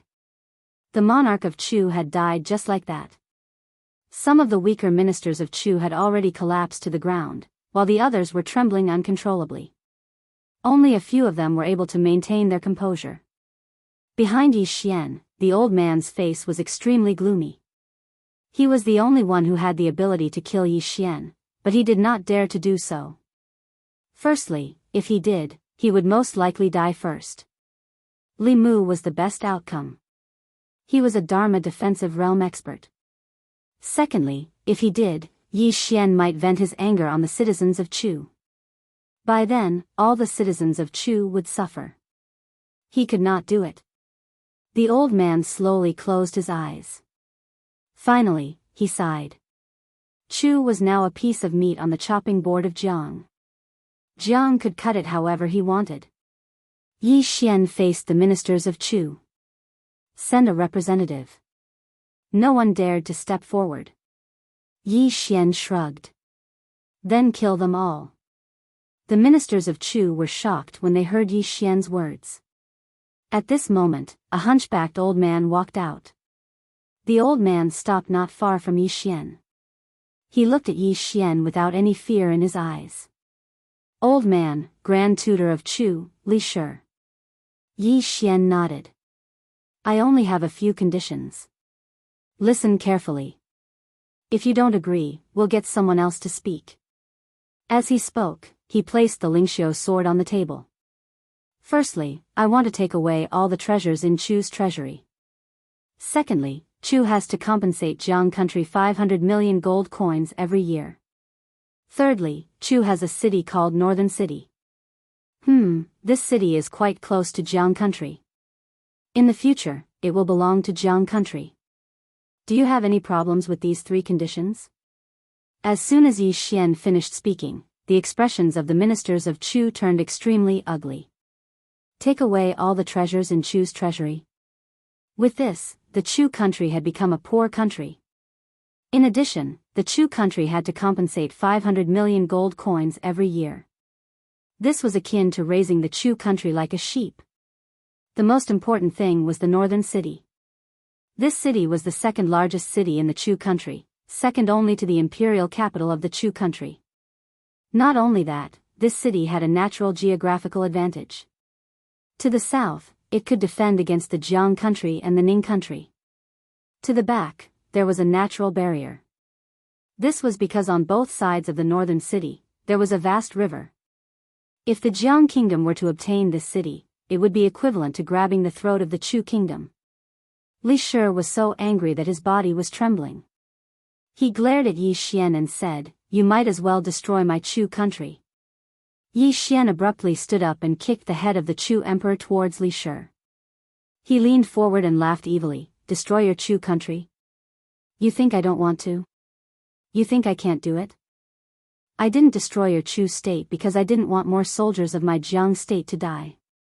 As he spoke, he walked in front of Li Shi. Also, please remember, the war was not started by my Jiang country, it was started by your Chu country. Li Shi clenched his fists tightly. Don't you think doing this is too cruel? The corners of Yi Xian's mouth curled up into a mocking smile. Cruel? If your Chu country were to attack my Jiang country, would you talk about being cruel to my Jiang country? No, I wouldn't. If your Chu country were to attack my Jiang country, countless citizens of my Jiang country would die, and they would die very miserably. As he spoke, he turned around and walked back to the dragon throne. I'm not a person who's easy to talk to, especially when it comes to your Chu country. I don't want to waste my breath. Whether you can or not, it's just a matter of a single word. As soon as he finished speaking, the spirit elegant sword on the table in front of Yi Xian suddenly trembled slightly. The hall fell silent once more. A threat. Yi Xian was blatantly threatening him without the slightest bit of concealment. Li Shi's body was trembling. Agree? If he agreed, the vitality of the Chu country would be greatly damaged, and it would become a third-rate country. If he didn't agree, the murderous devil in front of him would definitely spill blood in the hall. Yi Xian definitely dared to do it, and he had the strength to do it. No one doubted this. My Chu country agrees. At this moment, a voice suddenly came from outside the hall.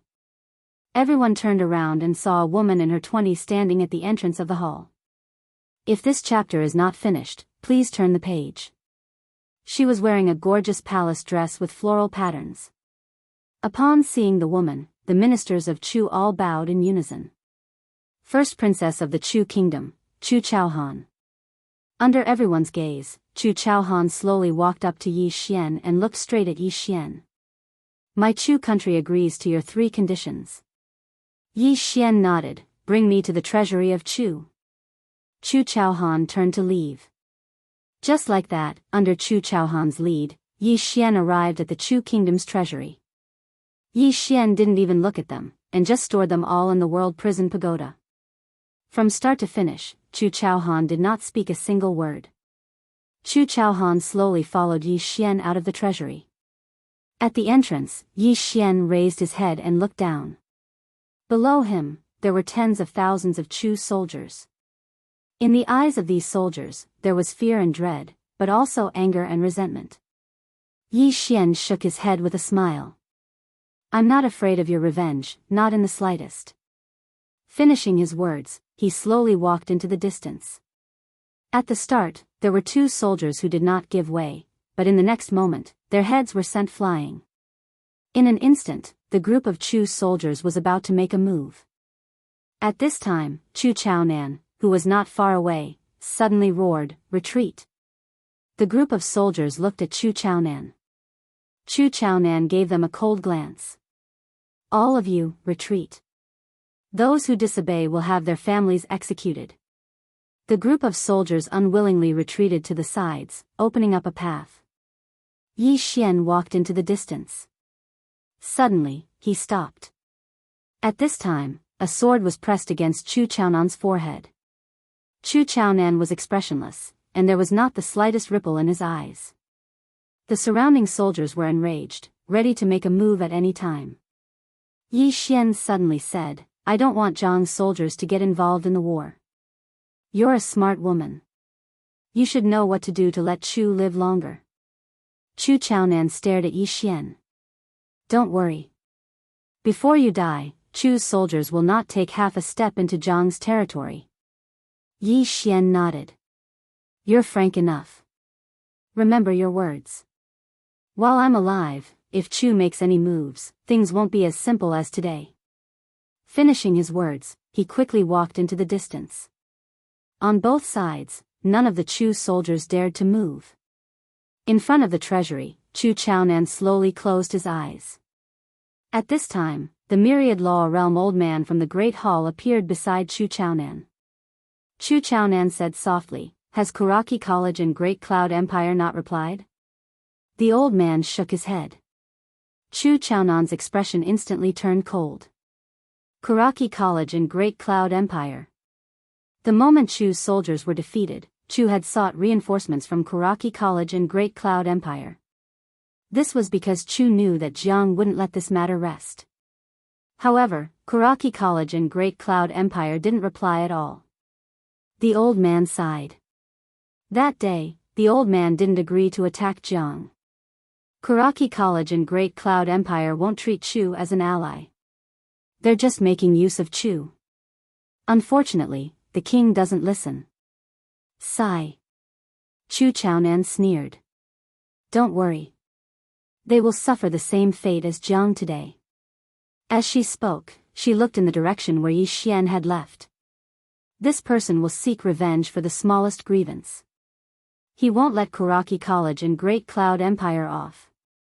The old man nodded. That day, Jianghu's Kuraki College drove this person away. How foolish. Chu Chaonan slowly closed his eyes.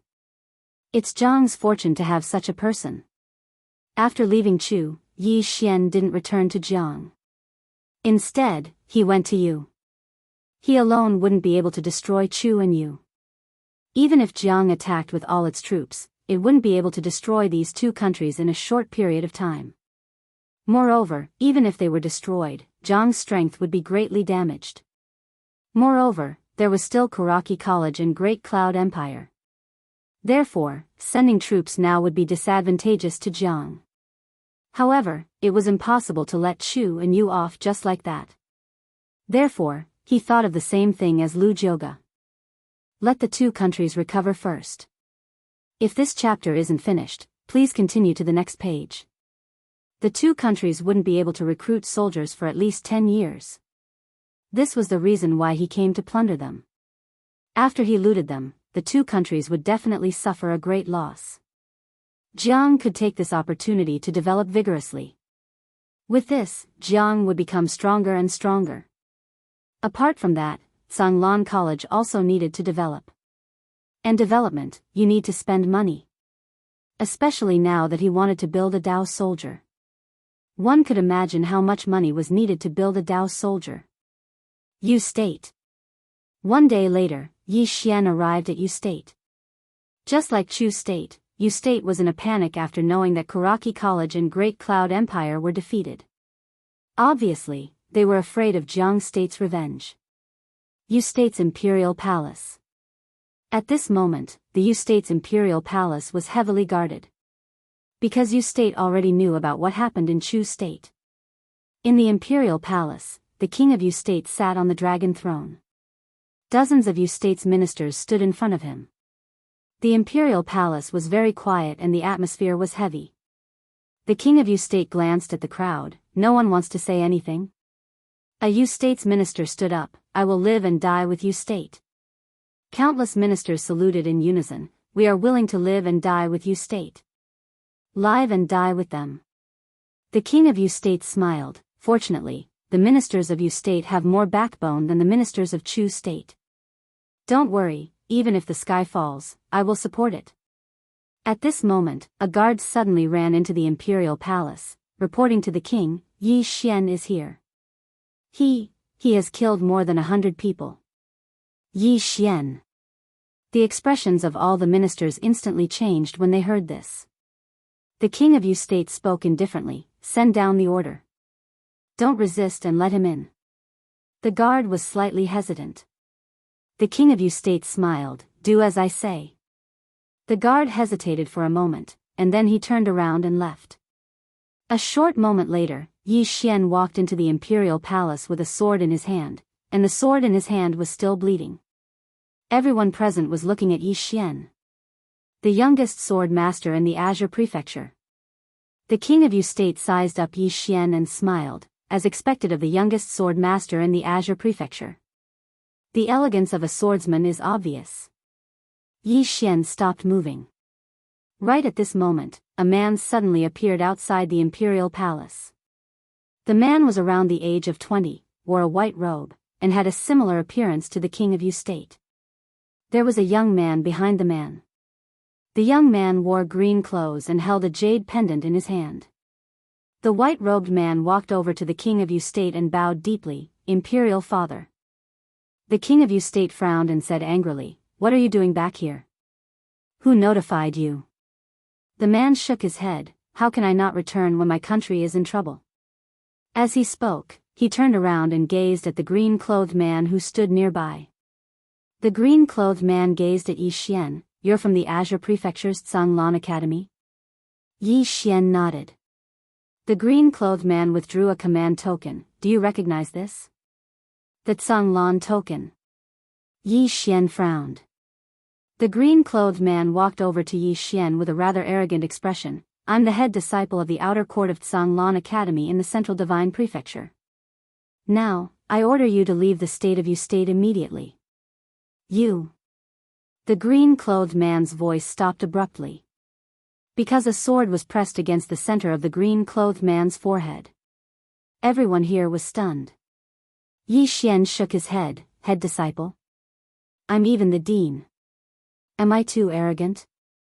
P.S. It's all out. He had only returned to Beijing yesterday, and it was already night time when he returned. I rode until 4 in the morning. Of course, compared to before, the outburst this time is much smaller, only 6 chapters. However, during this period of time, I really have no other choice. I've really tried my best. You can scold me all you want, as long as you don't involve my family, really. Also, for the next few days, there will be double monthly votes. Voting for 1 monthly vote is equivalent to voting for 2. Please support me. End of this chapter. Chapter 175. It was deathly silent in the hall. Everyone was stunned. He didn't even give face to Tsanglan Academy's General Institute. Wasn't Yi Xian from Tsanglan Academy? Everyone was completely dumbfounded. It wasn't just them, even the azure-clothed man and the white-robed man were dumbfounded. He was the crown prince of the Chu kingdom who'd always been gaining experience outside. He'd made a trip to the divine central continent and gotten to know this azure-clothed man. The Yu kingdom was in trouble this time, and since Yi Xian was from Tsanglan Academy, he'd specially invited this azure-clothed man. Yi Xian was from Tsanglan Academy, so he had to give face to Tsanglan Academy of the divine central continent, right? However, he realized that he'd made the wrong decision. The azure-clothed man stood before Yi Xian and looked at Yi Xian in horror. Even though Yi Xian had taken him by surprise and caught him off guard, he shouldn't have been unable to fight back. There was only one possibility, and that was that Yi Xian's strength far surpassed his. When he thought up to this point, the azure-clothed man put away his contempt and arrogance and said in a low voice, "We're both students of Tsanglan Academy." Yi Xian smiled and said, "I'm from Tsanglan Academy, but it's different from your Tsanglan Academy. This matter is between me and the Yu kingdom. Don't speak out of turn, understand?" The azure-clothed man gazed at Yi Xian. "You don't recognize the General Institute?" Yi Xian chuckled. "It was the General Institute that didn't recognize us first." The azure-clothed man wanted to say something, but Yi Xian suddenly thrust his sword forward. Hiss! The sword pierced half an inch into the azure-clothed man's forehead, and blood flowed out. The azure-clothed man's pupils constricted, and he was extremely shocked. Yi Xian grinned. "I'll kill you if you say another word." The azure-clothed man took a deep look at Yi Xian, and then he turned and left. He hadn't said a single word, and he didn't dare say anything harsh. Because he'd realized that Yi Xian really dared to kill him. Under such circumstances, saying anything harsh was undoubtedly an extremely stupid thing to do. Seeing that the green-robed man was about to leave, the white-robed man was shocked and hurriedly chased after him. "Brother Gu?" The green-robed man stopped. "I'm sorry, I can't do anything." With that, he quickly disappeared into the distance. Peace was restored in the hall. Yi Xian turned and walked towards the Yu country's monarch. At this moment, some of the Yu country's ministers suddenly appeared in front of the Yu country's monarch. In the beginning, there were only a few of them. But soon, more and more of them appeared in front of Yi Xian. These. In the eyes of the minister, there was fear and dread, but there was also the look of facing death with equanimity. In the territory of the Qing province, no one in the Dharma realm could stop Yi Xian. Yi Xian thought for a moment before looking at the king of Yu and saying, "You don't look like a fool, why did you start this war?" The Yu country's monarch stood up and walked towards Yi Xian. At this moment, the white-robed man hastily stood in front of him. "Imperial father." The Yu country's monarch shook his head. He walked past the white-robed man and arrived in front of Yi Xian. "My Yu country doesn't have the strength to reject Kuraki College and Great Cloud Empire. Of course, it's also because of my greed. If we won the war and devoured Jiang country, our country's strength would surely increase greatly. Unfortunately, I didn't take you into account. Yi Xian nodded. Are you ready to pay the price?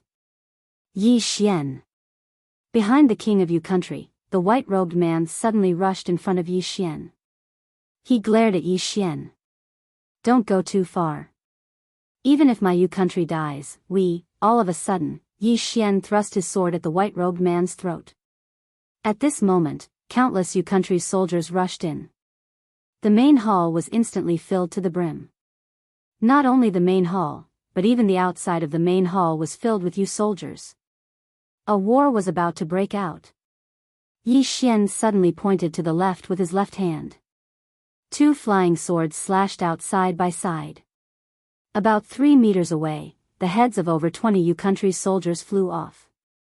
In the next instant, his left hand made a slash to his back.